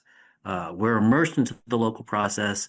The company is a neighbor, a long-standing neighbor of all of these residents, and they want to work collaboratively, but it needs to be reasonable as well. So the hard answer is there's appeal routes, and then yes, there's a way in which the company could go to the EFSB and seek a workaround as well.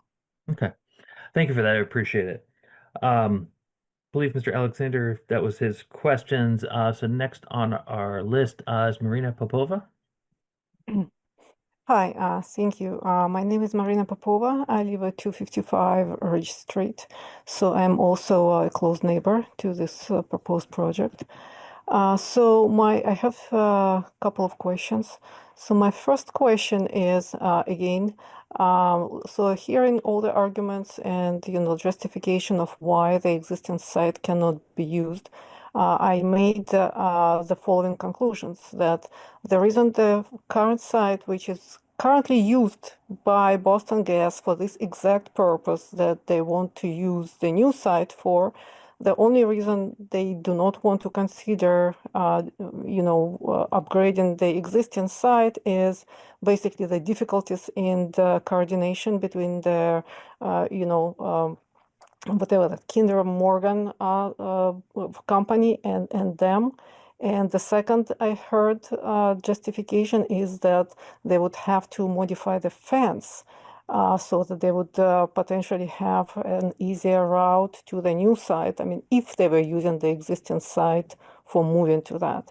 So I kind of want the board, ZBA, to weight their impact and importance of, having maybe a bit more work to do on the business side of, reaching the coordination and cooperation between the companies to, reuse the existing footprint or use at least part of the existing footprint, to reach the goal that is needed, versus destroying a huge natural habitat, where we really are talking about the life and death situation. You will be destroying the wildlife. You will be destroying 50, 100 years old trees that will take just as long, to grow somewhere else. You will be causing irreparable damage to the neighbors who you are claiming you are working and trying to cooperate with. So you are saying that you are doing outreach to the neighbors. Well, we are your neighbors, and we came here, and right now we are telling you that we actually do not like this project at all. And we are asking you to please consider the impact that you are causing on us, on your neighbors. And if you truly want to work with us, we are happy to work with you, but please listen to us and hear what we are saying. So my biggest question is, please, ZBA board, I respectfully ask you to please consider how to make conditions of reusing existing footprint as much as possible, given that it's already been used for this same purpose by this exact company, right? And I believe that it's possible to do the upgrades, maybe in part, and utilize as much of the existing footprint as possible. And the second question or suggestion or request maybe that I have is the issue that was raised by one of the neighbor from the 15 Carl Road about the need for the environmental review.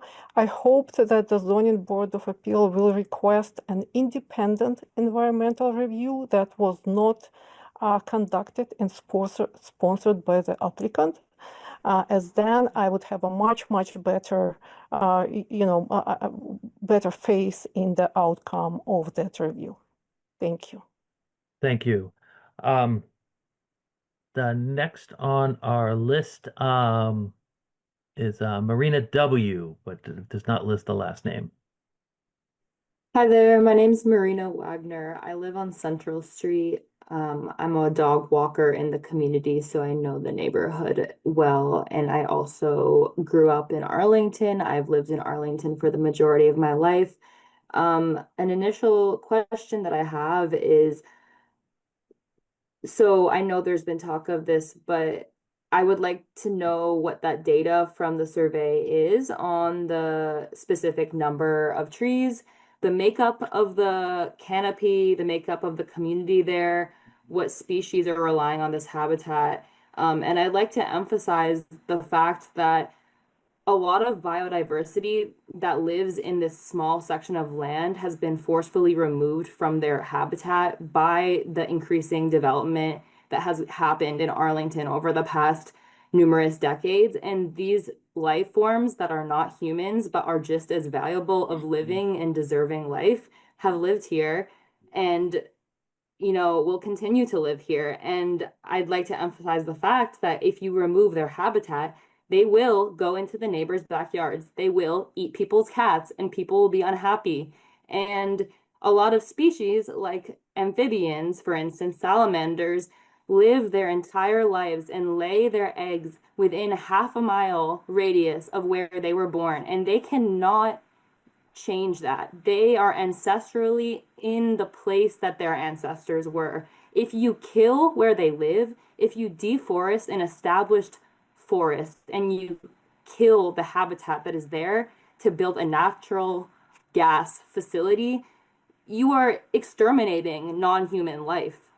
And I'd like to ask you about that. You keep bringing up this concept of it being essential, but what about the essential life that is there? How do you justify that? I'd also like to ask you why you haven't considered using any native species. Arborvitae technically are a cultivar of a native plant, but they offer really no ecological advantage in many ways.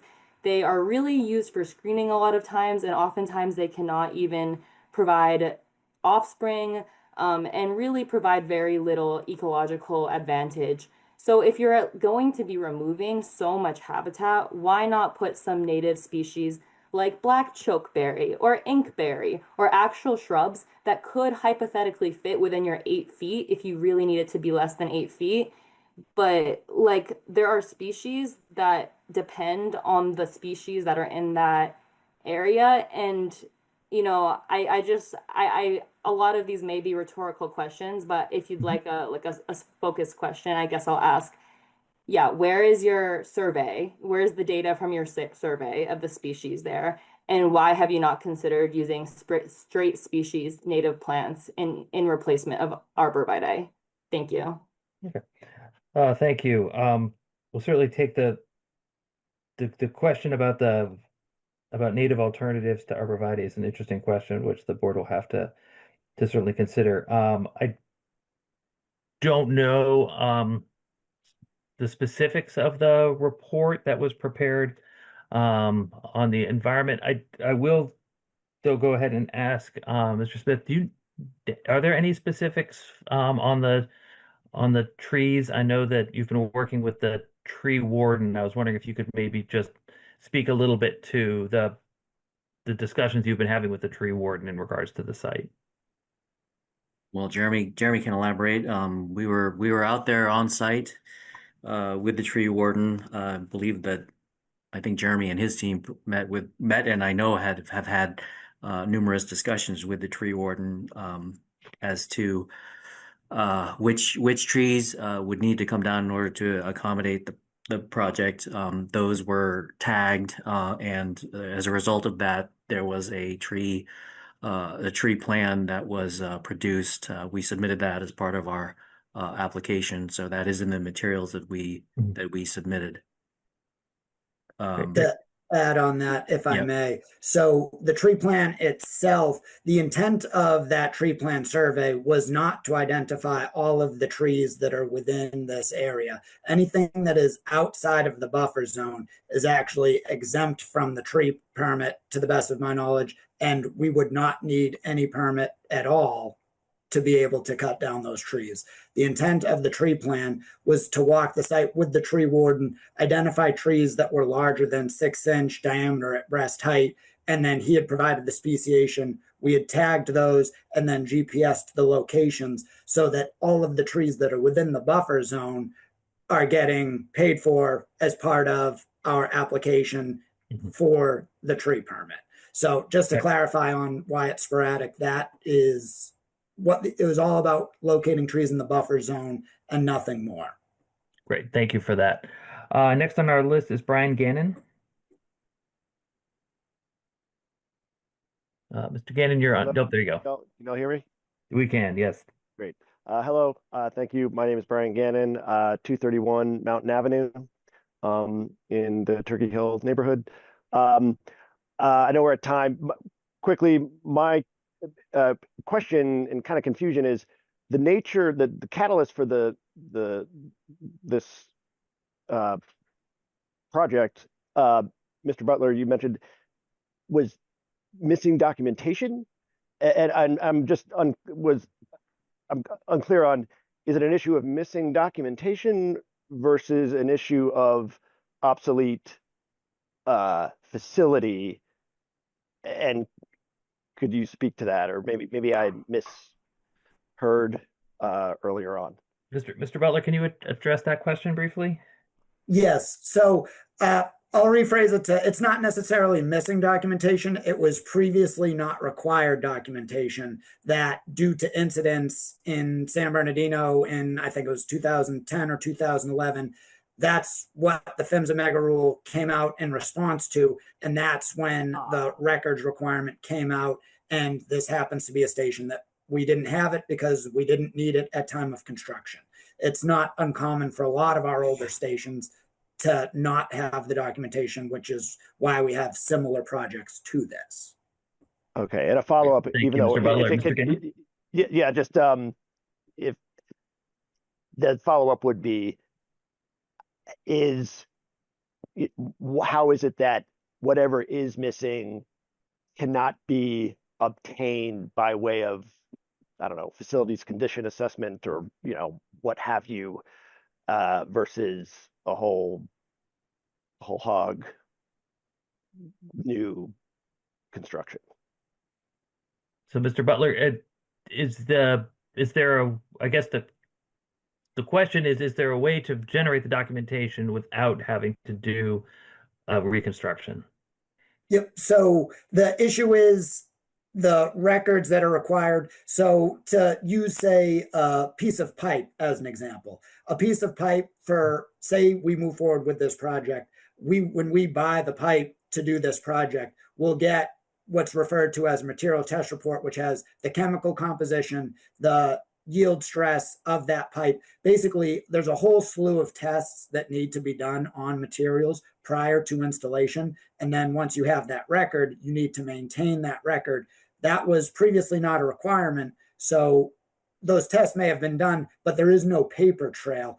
And it's impossible to generate a paper trail for something that never happened, if that makes sense. So it had to have originated with the material itself. The fact that it did not, because it was not required at that time, there's no way to retroactively get that data short of destructive testing, which involves removing it. And it. Okay, so there's physical impediments to to doing what's necessary to comply with those new Yeah, documentation Mr. Gannon, I requirements. just asked that you wait until addressed. Oh, sorry. Yep.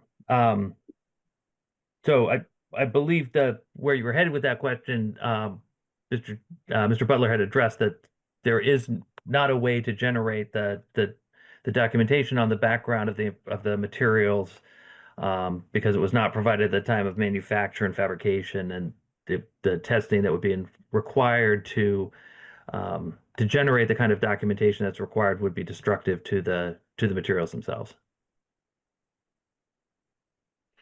Mr. Gannon, was there anything further? No, thank you. Thank you. Next, so I will note we're past 9:30 with the grace of the board.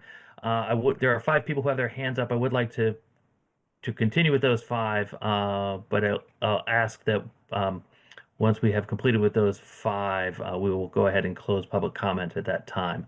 So with that, next on our list, Susan Stamps.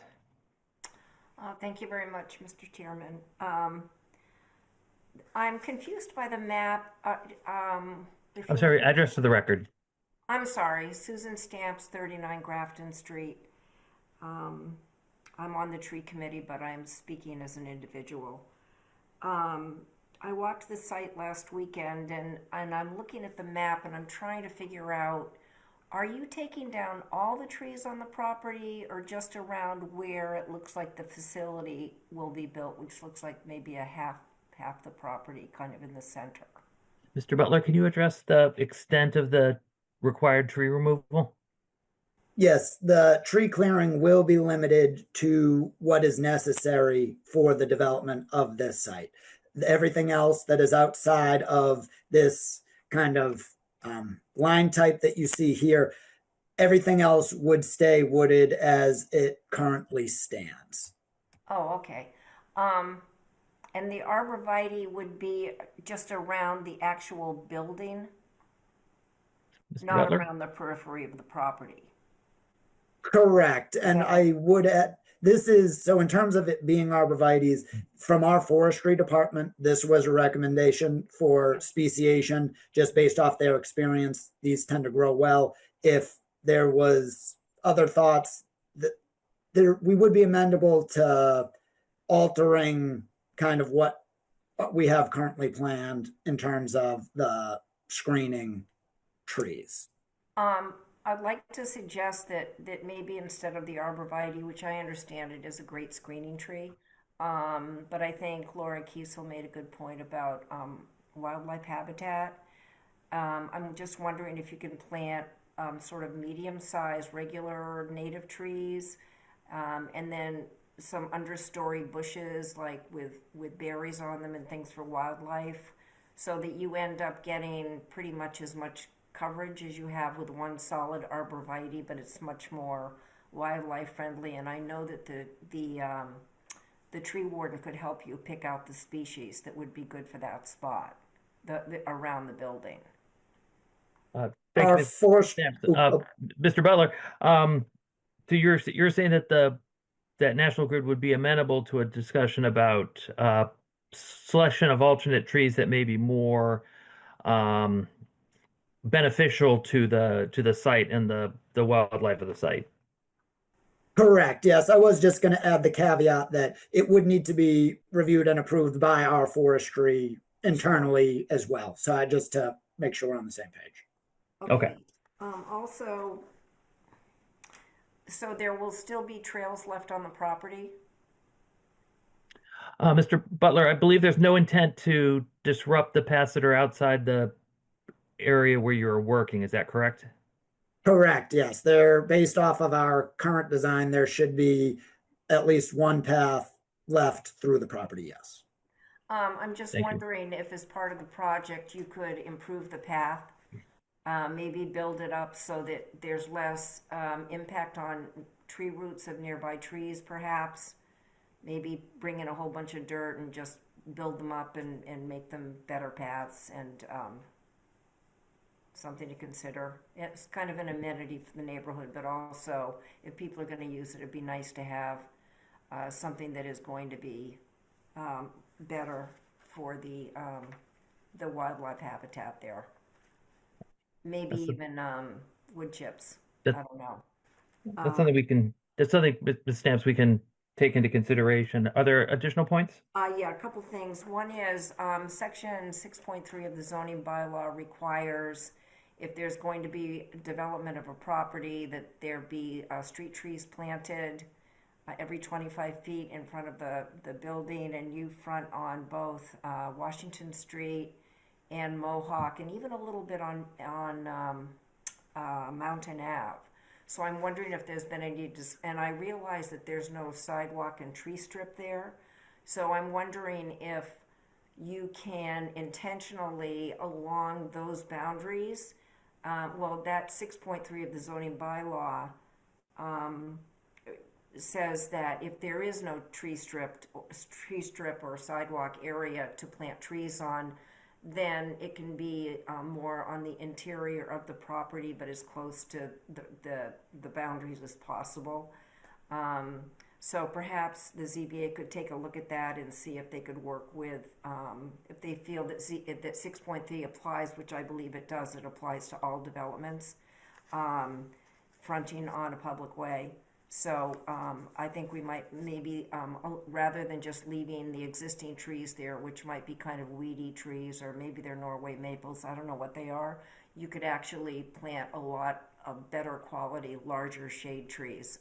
The board could certainly have that along discussion with the tree warden. And I think, yeah, yes, those are my comments. Thank you. Great, thank you, Ms. Stamps. Next on our list is Stephanie Levinson.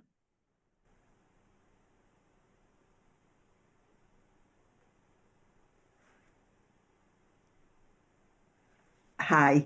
Thank you for for calling on me.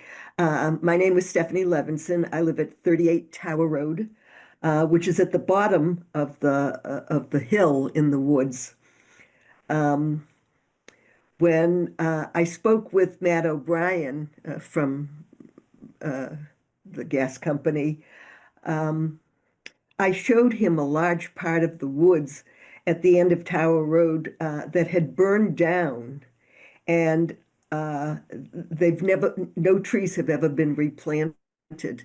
It's quite a large area, and unfortunately, it's just all dead trees and leaves. So my question is, why you're planting trees? To be a good business community citizen, would you consider replanting all of the trees in this area? I mean, it would be an asset to the woods, certainly, for everybody on at least on Tower Road and Greeley Circle. I hope years ago, because I was here when they burnt down, I called the gas company and told them about it, and nothing was ever done. So this probably would be a really great time to do what should have been done many years ago. Ms. Levinson, what's the approximate area where this? So you said this is on the downhill side of the property? Yes.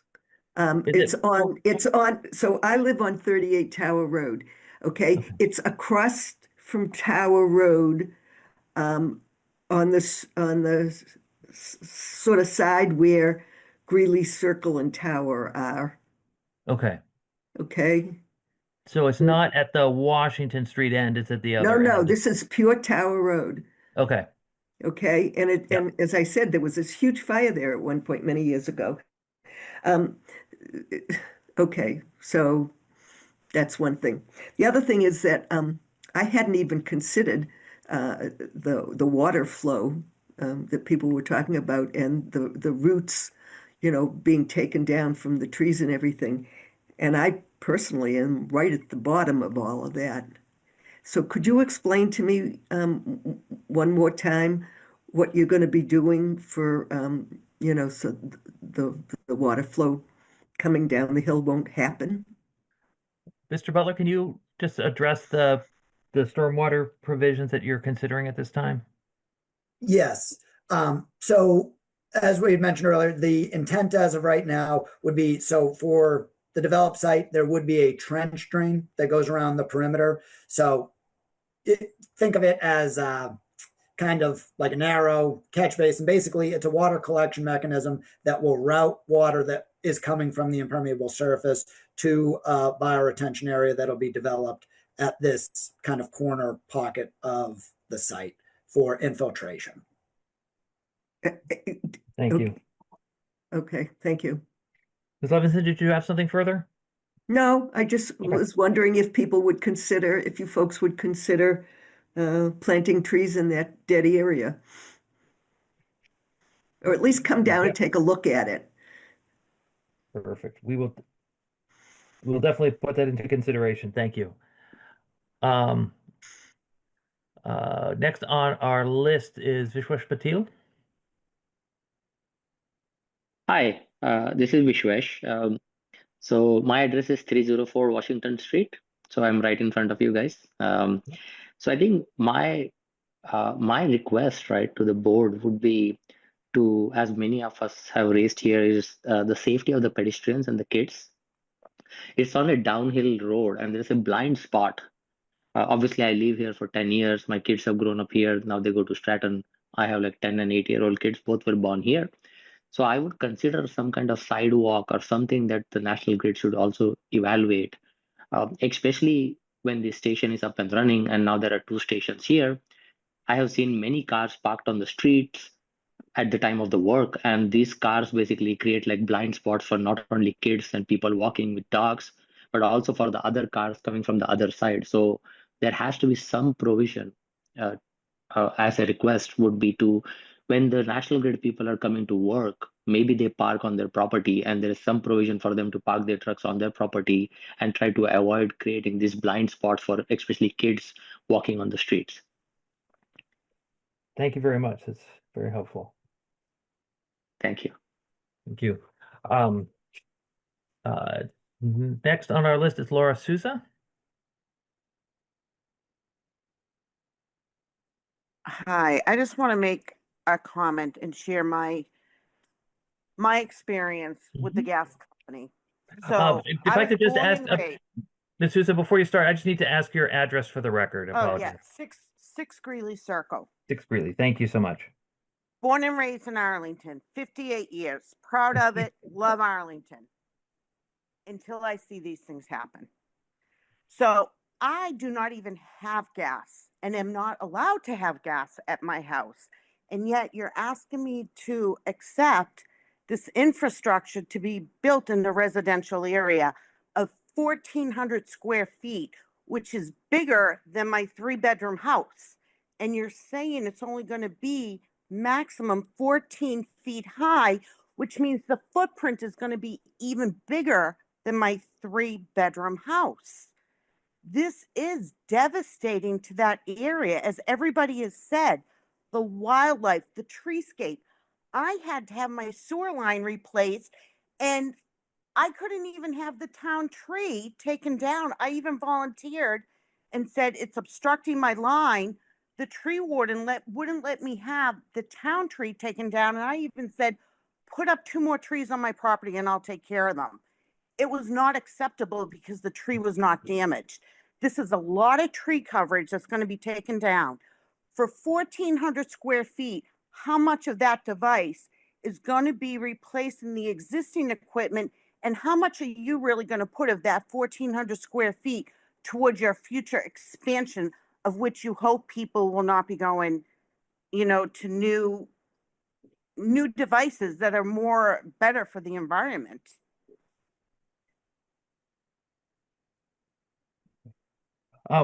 Sorry, was that a question that? Yeah, of that 1,400 square feet, some of it is updating. I understand it's a safety thing. So you know what, you're going to do what you're going to do. You're going to get it approved, whatever. But of that 1,400 square feet, how much of that is really you expanding, hoping for future growth of customers wanting the gas? So I know that they had expressed before that the increase in capacity would be marginal compared to what it is today. And they didn't have a specific number, but I would just ask the question of the trajectory. Is the building that is being proposed, is it sized specifically for the equipment that's being installed today, or is it being designed with surplus capacity for future expansion within the building? Short answer, there is no provisions for further expansion. It is based off of current demand and a projected marginal increase in demand down the road, but that does not vary from how it currently is at the site. So yeah, short answer, there is no provisions for increasing capacity beyond what the station will do on day one. Okay. Thank you. Ms. Souza, did you have something further? No, Thank you. I just want to express how disappointed I am in this. Okay.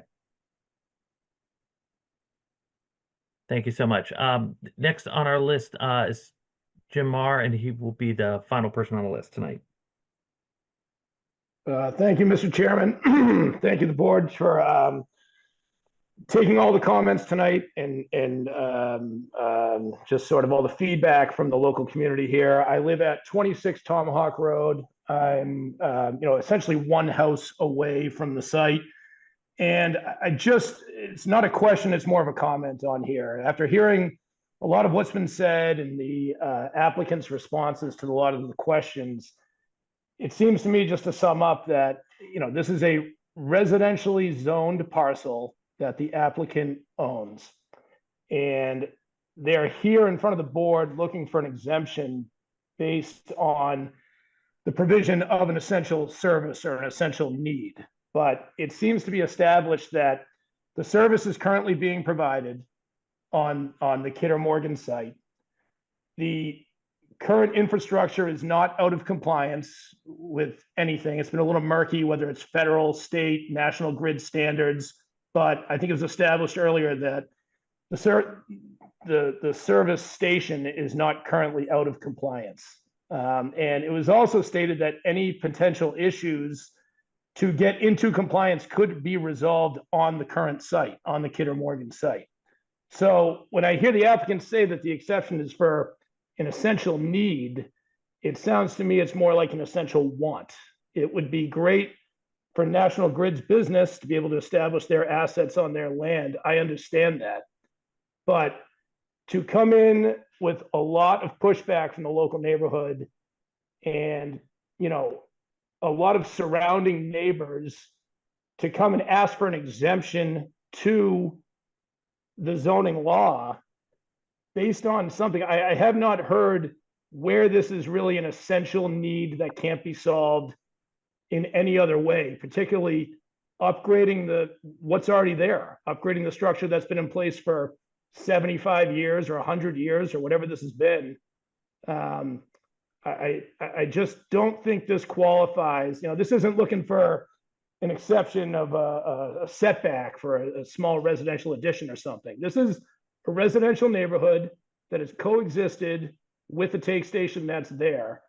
And this would just be hugely disruptive for something that does not fit with what the zoning ordinances are. That's all. Thank you very much. Thank you, Mr. Marr. So with that, I'm going to go ahead and close the public comment period for this evening. The board can now discuss what we've heard and decide how to proceed from here. So obviously there's a lot of concern on a lot of different aspects on this site. It's a little difficult to sort of try to filter through. I would like Mr. Butler to just sort of clarify, thinking specifically to our most recent speaker. So the modifications that are being, my understanding from the conversation we had was that even though there is this existing site that is adjacent to the property that is owned by National Grid, and there is a facility that's functioning there today, that the upgrading of the site to meet is partly being driven by the age of the equipment and wanting to make sure that that the equipment stays in good stead, but also that there are specific requirements that are either in effect or are coming into effect that will require upgrading of the existing equipment, and that the facilities that are existing on that adjacent parcel are insufficient to do those upgrades on that parcel. Is that correct, or is it more that the inconvenience of working with the other party in terms of trying to maintain the service on that parcel? Let's say the first part is correct. So I guess just to speak to the acronym I've been using, just so others are aware, it's the Pipeline and Hazardous Materials Safety Administration. So federal code, that is the code. By 2035, we do need to bring the station up to compliance. So that is why we are not currently out of compliance. But if we choose the do nothing route, we will be out of compliance at that point. And this is going to take several years to actually construct. So that's part of why we're looking to get ahead of it. Given the extent of piping replacement that needs to occur, there is also insufficient space on that existing Kinder Morgan parcel. As I'd mentioned, as time has gone on, requirements keep getting higher and higher in terms of safety and things of that nature that are required. We simply just do not have the space within that current facility, on top of the fact we do not own the property. So that's a big part of it. And to try and clear up any kind of murkiness as far as National Grid standard being a want versus a need, as I'd mentioned earlier, the DPU looks to us to follow our standards. So if we don't follow our standards, that's effectively a violation of the DPU's code with us. So they expect us to live up to our own standards. So it's not a want. It is, because of it being a standard, it is a need from a state viewpoint. Okay. Is National Grid in a position to speak with Kinder Morgan about possibly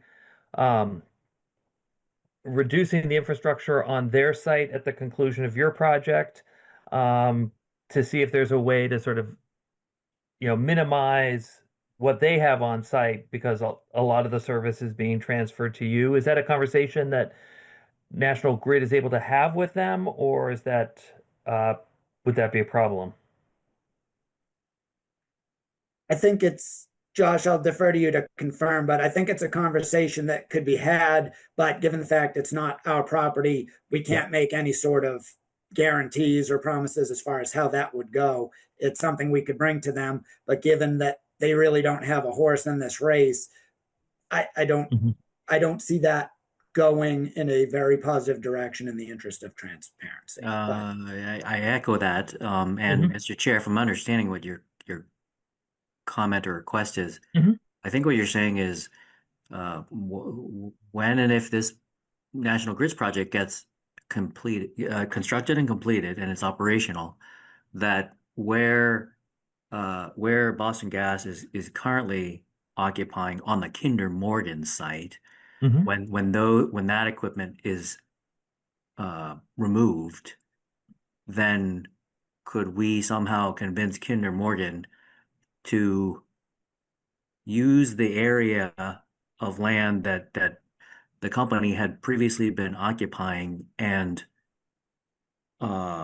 create open space, or just it sounds like there are facilities that are currently on that site that are no longer going to be in use, and would National Grid be in a position to ask them, rather than sort of leave them in an unused and unmaintained capacity, would Kinder Morgan be willing to remove those pieces from those structures from their site?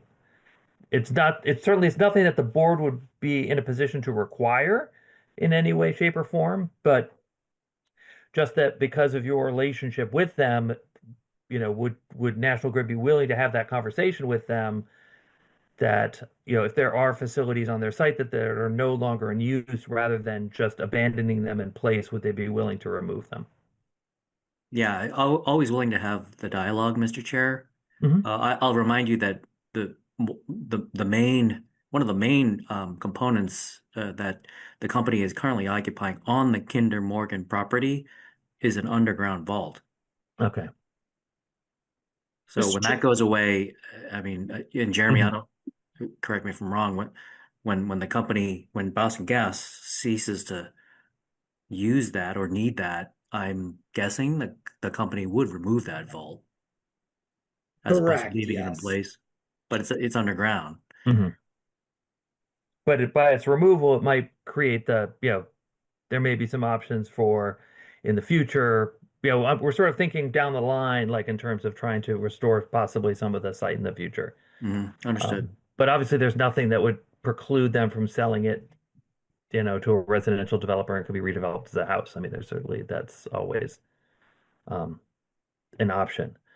Um, there was a lot of conversation about the sort of the screening around the property.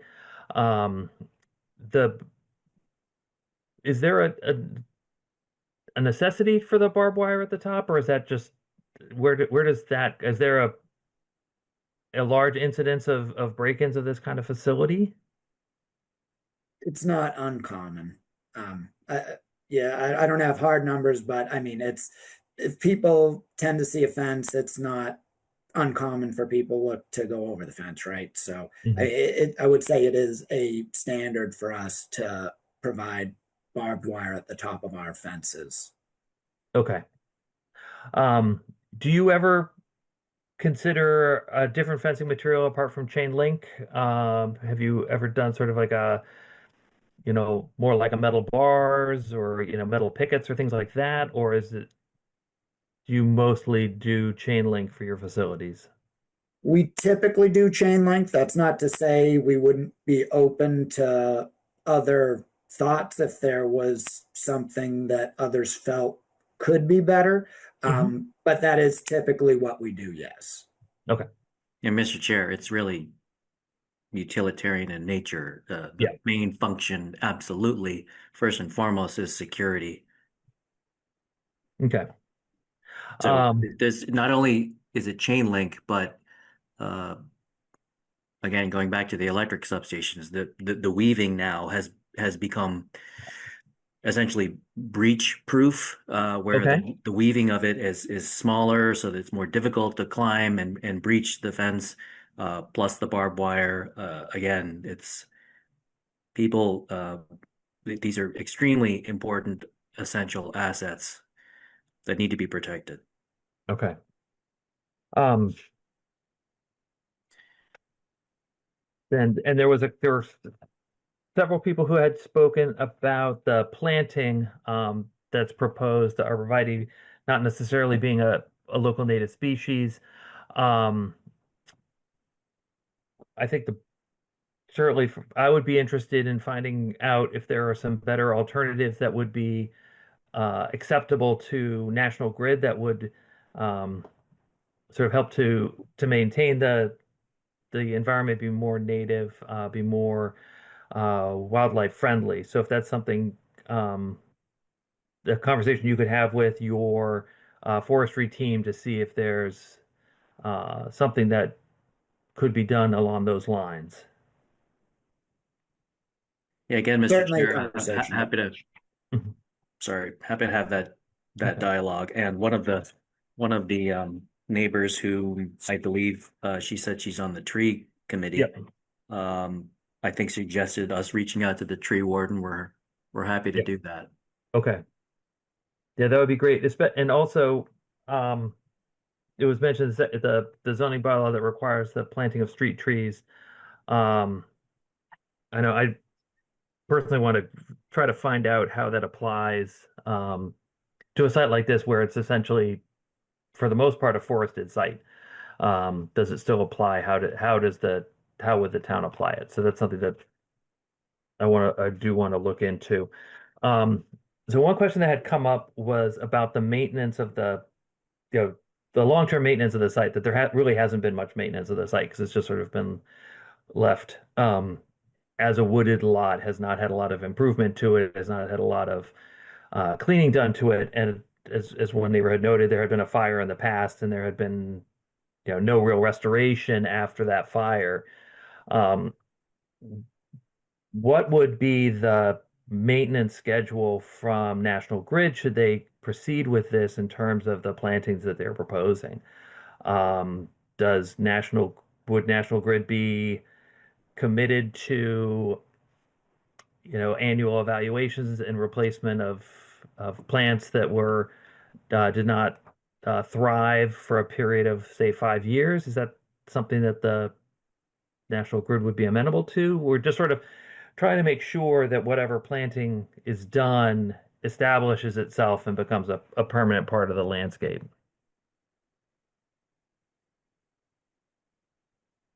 Josh, I didn't know if you had thoughts Certainly from prior projects.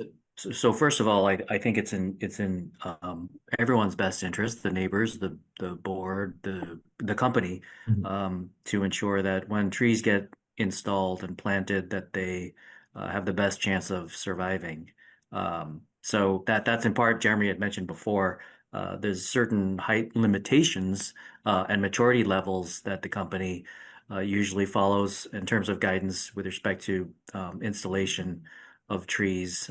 They can't be overly mature, otherwise they actually may not take when they're planted. So we've certainly have had experiences both on the gas side as well as the substation electric side with respect to sort of maintenance plans that follow 5-year period. I think I'll have to take a look at what we typically see. I'm thinking 3 years in the first years.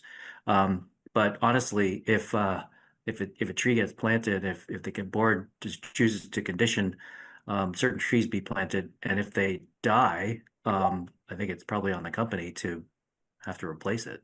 Yeah, no, I just wanted to make sure that that National Grid would be favorable to some condition on maintenance of plantings like that. The general answer is yes. Devil's in the details, Mr. Chair, but yeah, the concept, absolutely. Okay. The driveway that's being proposed and the area within the fence, is that all considered for pervious, or is that all going to be an impervious surface? What is the being proposed? Jeremy? Yep. So as it currently stands, it is proposed as impervious. So due to the fact that we need to plow that access drive so that we can actually get to the station during the winter, our operations group's preference is for paved surfaces where possible. Otherwise, they just end up ripping up the road, and that can get very unsightly. And similar idea applies for the area within the developed portion of the site. The only area will be, there is planned to be a gravel strip. Basically anything behind the buildings would all be pervious surface, but anything that would have vehicular loading is planned as impervious as of now. Okay. And then on your site plan, you had shown specifically having arborvitae on the Washington Street side and then the opposite side, but not on the right side of the plant, not on that one side. I was just sort of curious for the rationale behind that. Did it have to do with trying to plant trees on a downward slope, or was there some other reasoning for only having the screening on those two sides? So part of it was the fact that there is the slope. The bigger item is that we've been told that as far as planting trees, you don't want to be less than 10 feet away from the fence, because you can run into issues where it'll overgrow into the fence and then that creates some issues. So if we were to have done that on that side, that would start to infringe on that walking path that we had planned not to touch. So not to say we can't modify the routing of that path and actually get those trees in there, but that was kind of the primary driver, was to not impede on that path. Okay. Are there other comments from the board or things that came up during the public comment that other members of the board had wanted to reiterate? Mr. Chair, Mr. Baranowski. I just had one small question. So beyond the fence and the motion sensor lights, would there be any other security measures at the site? I can take it, Josh. So yeah, there would be door alarms. So anytime the doors get opened, those would alarm if a call is not made into our gas control. There are locks on the valves to make sure that those operating them are actually supposed to be operating them. Those are the two that come to mind beyond the ones you'd already mentioned. Thank you. Are there other questions from the board? I would, one point, Mr. Chair. Yes. It sounds like, there's more of a comment. It sounds like members of the public are commenting on use of the site for passing across this property to sort of the schools or for recreation. I guess I'm not entirely clear on the current use of the site and if there's any agreement or permission with the owner for that use and what is planned or would be planned for future use or public access to the undeveloped areas of the site.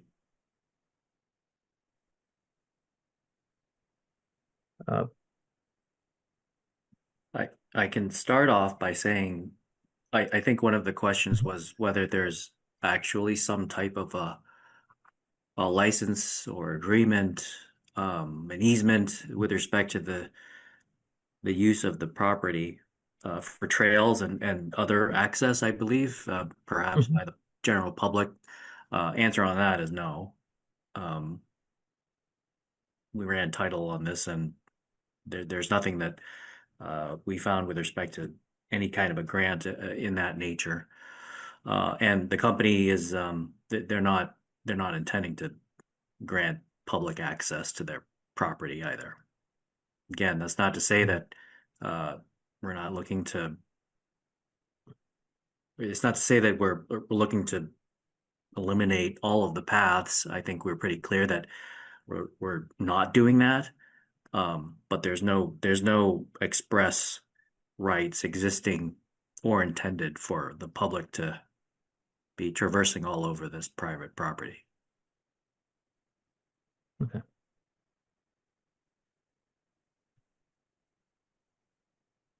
Are there other questions from the board? So I think at this stage, there certainly are questions that the board has, and there are things that I think we would like the applicant to look into. I think it would be good if we could sort of develop a better list. I've been going through my notes here, trying to find things, and wishing I had an hour to sit down and look through my notes and come back. But I'm not going to make everyone sit here while we try to do that. But I think there are specific things we can sort of call out that we think would be good to additional information that'll be helpful to the board as it tries to come up with a decision. So certainly one question has to do with the plantings, whether the arborvitae are the correct choice, whether there's an alternative choice that might be better suited to the wildlife and to the sort of the preservation of the biodiversity that exists in this area, but is also a tree that would be amenable to the Forest Division for National Grid, understanding their need to be able to maintain it. So if that could be evaluated.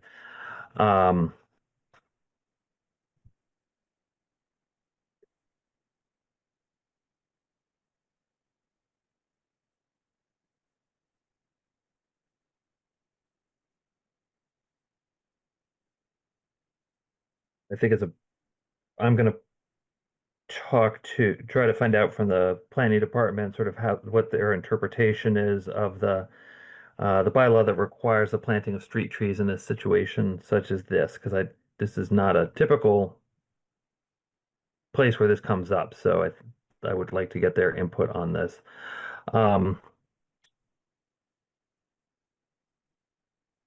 Would also be interested if National Grid would be willing to look into the portion of the site that was scarred in the wildfires at some point in the past, if there's some kind of mitigation that could be done in order to help reforest or at least encourage the reforestation of that area. Mr. Chair, can I just, for clarification, that area is near the Tower Road side, is that right? That is correct. I don't know from personal experience, but that's my understanding that that's where it is from the member of the public who had spoken to it. Okay.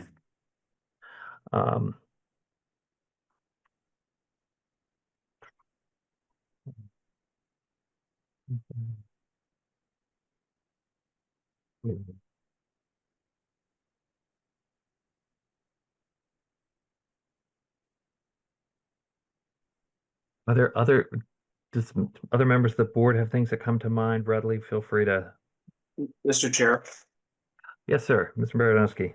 maybe the applicant could also suggest some possible language for a condition dealing with procedure for rectifying noise issues on the site. I know that came up that we want to talk about that as a possible special condition, and it might be useful just to have language that we're playing with rather than coming up with something next meeting.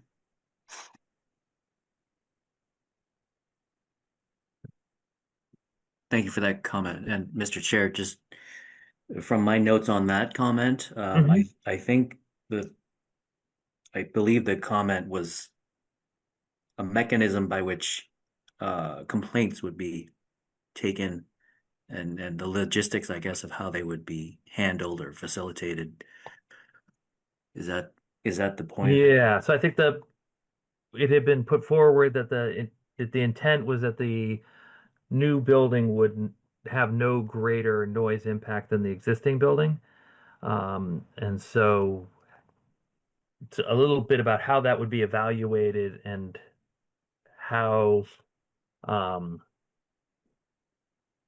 if there was disagreement on whether that had been reached, how that might be addressed. And whether there's a specific person to contact or exactly how that would be resolved.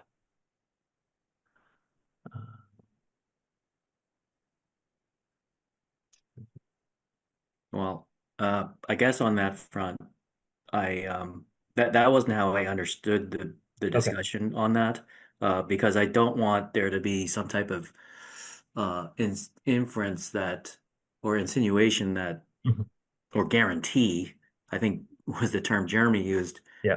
That of the noise impacts, I think the expectation is that the noise will generally not be noticeable, even without instrumentation by neighbors, for a number of reasons. But I don't think we would ever have a condition that where we somehow guaranteed, and then later that could be measured or put the operations at risk of some kind. Now, if there are noise complaints or complaints by neighbors with respect to noise generated from the site, then certainly we can make it easy for the neighbors to be able to either call the local I don't know if it would be the building inspector office or board of or the health department, but we certainly could have I think a easy to reach contact at the company that would be able to address those types of situations. Okay. Yeah, no, it had just been, it was more that it had been put forward that there were, a considerable number of steps that were being taken to mitigate the possible noise issues, but that there were other additional things that could be done, and it's just sort of how putting something in that there's a method for how that's determined if what is being done is meeting expectations, or whether how do you trigger those additional things that you said were available, increased insulation or noise baffles, or sort of whatever, like I think we just want a little bit of information about how that determination might be made as to whether what was done was considered sufficient or not from National Grid's perspective.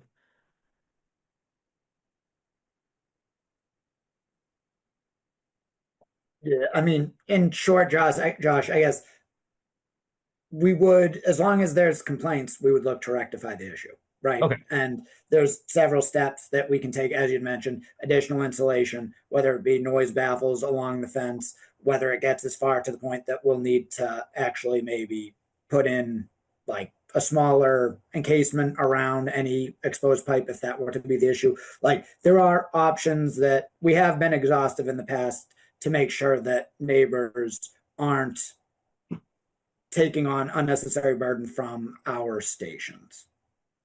Right.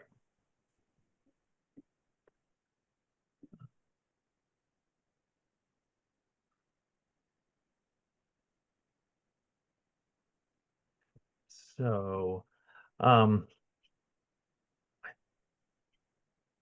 think we are headed towards considering a continuation, but before we did, I did just want to review with the board the decision criteria that are required for the issuance of a special permit. The board has specific 7 findings that the board needs to make. The overall is that the adverse effects of the proposed use will not outweigh its beneficial impacts to the town or the neighborhood. And in order to make that determination, there are the 7 criteria. So the first is that the use requested is listed as a special permit use in the use regulations for the applicable district, or is so designated elsewhere in the bylaw. As was noted, this is considered an essential service, which is a special permit use in the R1 district. So the board, a special permit is required, so the use is allowed by special permit. So that first finding can be made. The second is the requested use is essential or desirable to the public convenience or welfare. That's something that the board is going to need to evaluate as it continues. The third is the requested use will not create undue traffic congestion or unduly impair pedestrian safety. I think the applicants have made a good case that it will not create undue traffic congestion. There has been some concern raised about parking on the side of the street rather than for people who are working on site. That is certainly something that if there is an increased construction on the site, there will be additional space for construction crews to park on site rather than on the street. But it says to also not to unduly impair pedestrian safety. This is actually a somewhat unusual case where the pedestrian safety is related to use of the property by those who are not the property owners. We do understand that there are these very long used pedestrian paths through this property that is owned by National Grid, but has not been the use has not been discouraged by National Grid, which is a general benefit to the neighborhood. I think I need to take a little bit better look at sort of the proximity of the site and exactly how the pedestrian flows work going towards the schools. There is a Safe Routes to School program that might be a better vehicle for trying to improve some of the pedestrian safety aspects, but it's certainly something we can look at. The fourth criteria is that requested use will not overload any public water, drainage, or sewer system or any other municipal system to such an extent that the requested use or any developed use in the immediate area or in any other area of town will be unduly subjected to hazards affecting health, safety, or the general welfare. This really will not have a strong impact on any of the town's municipal systems. It will obviously be the intent is to stabilize the natural gas service looking forward for the next 25, 30 years. But it will not be overloading any of those systems. The fifth is that any special regulations for the use may be provided. There are no special regulations related to this use. It's just these criteria. The sixth is the requested use will not impair the integrity or character of the district or adjoining districts, nor be detrimental to the health or welfare. So this is a finding that the board will have to discuss in making. And the last is the requested use will not, by its addition to the neighborhood, cause an excess of the use that could be detrimental to the character of the neighborhood. And again, that's something the board will have to consider as it goes forward. And then the board will need to consider conditions that would be required in order for the board to be able to feel confident in any findings it makes. Obviously, at this stage, the board is not making a decision at this stage. We're still debating it. The board may, in the end, decide that it cannot reach some of these findings and not able to issue the permit. So that's something the board will have to consider. But at this time, I would ask Mr. Smith, do you feel that you have sufficient guidance from the board and the things that the board is looking for some clarification on in order to continue? I do, Mr. Chair. There's certainly been no shortage of comments and some issues raised. I think we tried to address most of them. Some of them I think were really may not have been really in the purview of the board, frankly, but I think the majority of the comments and questions I thought were I can understand where people were coming from.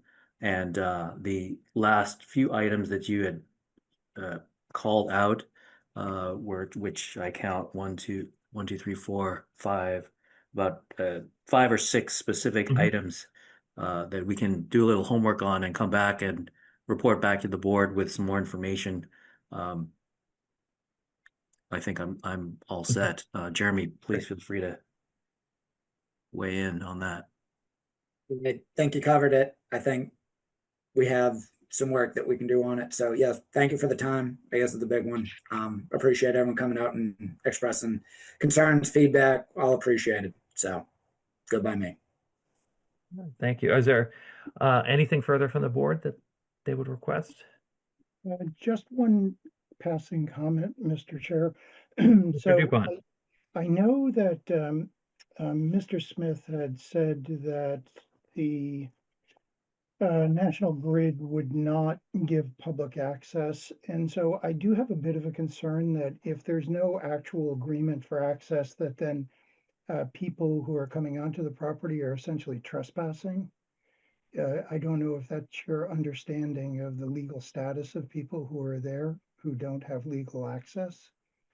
So if that is your understanding, I would ask for perhaps National Grid to consider making some sort of an agreement with people to allow them to, have the right to cross the property as they've been doing, it looks like, for quite some time. So I just want to throw that out there because that may be something open for discussion at the next meeting. Thank you, Mr. DuPont. With that in mind, the board meets on the second and fourth Tuesdays. So our next scheduled hearing dates would be January 27th, February 10th, and February 24th. Ms. Ralston, are any of those dates more busy than the others? Next, the 27th, there's one continuance and one new one. And on the 10th, there are 3 new ones. Okay. So Mr. Smith, when would you be prepared to come back before the board? Mr. Chair, what was the next available date? So the next available date is January 27th. It's 2 weeks from tonight. My personal view is we would love to get on that agenda. Okay. And I think if for whatever reason we're not able to address any of these items, and we're not basically if we're not ready, then we'll seek a continuance, a further continuance. But we really this is I'm sure a lot of applicants, most applicants come to you saying that projects are time sensitive. Yeah.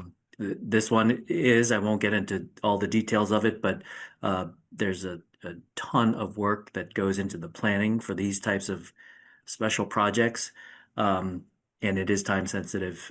We are looking to get a commencement of work fairly soon. So yes, we would like to move forward with the next available meeting. We'll do our best to address all of these points that you raised and that your colleagues have raised tonight for the next meeting. Okay.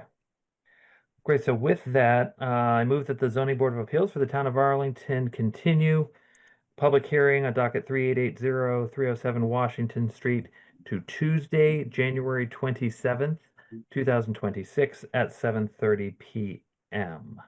Second. Thank you, Mr. Dupont. So roll call vote of the board to continue. Mr. Dupont? Yes. Mr. Baranowski? Yes.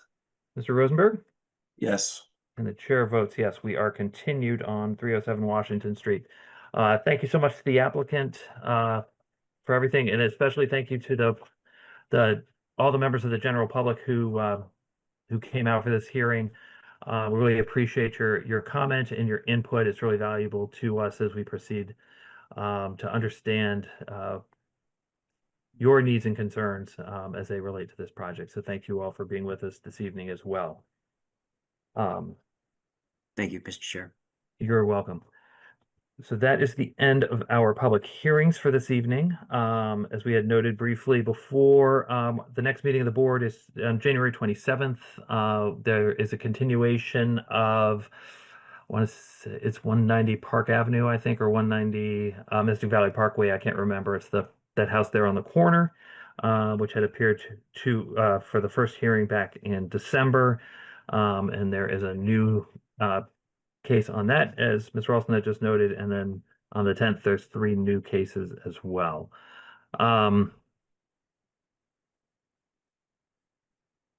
So we are, and just a brief update on town meeting stuff. So I was asked to appear before the redevelopment board last night to discuss possible zoning articles that the board had put forward. We had sort of discussed over the course of the year, sort of 10 things we were looking to the board to talk about. Sort of getting down to the nitty and gritty. The one that we are going to proceed with at this time was something that had come up in consideration of projects that are in the floodplain. So these are the districts that are labeled A, AE, and X on the FEMA maps. They're known as the floodplain district overlay here in Arlington. What had come up on a prior case is that in the consideration of these, there are federal and state statutes that prohibit construction or habitable construction below the mean flood elevation, and that the first habitable floor has to be a certain distance above the mean flood, that base flood elevation. And it creates a conundrum for people who their property is much lower, because now they can't actually build anything habitable below that line, but they're still hampered by the height requirement. And so the proposal that we're going to put before the redevelopment, that's going before the redevelopment board, go before the town, would be that in that floodplain district, that the base elevation for building height, rather than being average grade, would be the base flood elevation. And that just, it will end up with those houses being slightly taller than other parts of town, but it also, we're hoping, will allow for a better usage of those sites and encourage people to consider, as they're going forward with their houses, creating them in a fashion that is more flood-proof and safer for them in the long run. So we're going to proceed with that one. And we also agree that we would consider discussion on a bunch of other topics. The sort of the primary ones being how do we want to keep addressing enclosure of porches? Are we doing it in the fashion that best serves the town? Do we want to consider revisiting how we define half stories, so that those projects are more sort of in keeping with what one would traditionally consider a half story? Or are some of the sort of the more modern interpretations of what a half story could be, are those something that the town would like to consider? And a lot of these, as you can tell, are things that the board is looking for some clarification from the town as to what the town wants to do. The board is not here to create policy. The board is here to implement the bylaws and to adjudicate the bylaws. And so we're looking for guidance on a few things. So hopefully, over the course of the year, we will come up with that. The one other thing that had come up for us was on home occupation, that the current bylaw for home occupation is a little bit narrow in its focus, and does not allow for a lot of things that happen in a lot of places. But there is already a citizen petition article that's going forward on that. So rather than complicate that, we're just going to, we can provide input into that article, but I don't see a need for us to have a rival article or to in any way impact that, because it was brought up at last year at town meeting. It did not pass, but it's coming back. So hopefully in a better format, but I haven't seen what that is yet. So that's sort of where things are on that side of things from the zoning perspective, and how the board interfaces with that. So with that, unless there's anything else from the board, I would like to thank you all for your participation in tonight's meeting of the Arlington Zoning Board of Appeals. I appreciate everyone's patience throughout the meeting. I'd especially like to thank Colleen Ralston, Mike Champa, Mike Cunningham, and Jacqueline Munson for their assistance in preparing for and hosting our online meeting. Please note the purpose of the board's recording of the meeting is to ensure the creation of an accurate record of its proceedings. It's our understanding that the recording made by ACMi will be available on demand at acmi.tv within the coming days. Arlington Community Media is dedicated to providing an electronic forum for the free exchange of information and ideas which reflect the talent, skills, interests, concerns, and diversity of the Arlington community. Please visit acmi.tv to learn how to support this valuable public resource. If anyone has comments or recommendations, please send them via email to zba@town.arlington.ma.us. That email address is also listed on the Zoning Board of Appeals website. And to conclude tonight's meeting, I would ask for a motion to adjourn. So moved. Thank you, Mr. DuPont. And a second. Thank you, Mr. Baranowski. So roll call vote to adjourn. Mr. DuPont. Yes. Mr. Baranowski. Yes. Mr. Rosenberg. Yes. And the chair votes yes. We are adjourned. Thank you all so very much for being with us this evening. And we'll see you all in 2 weeks. Night, guys.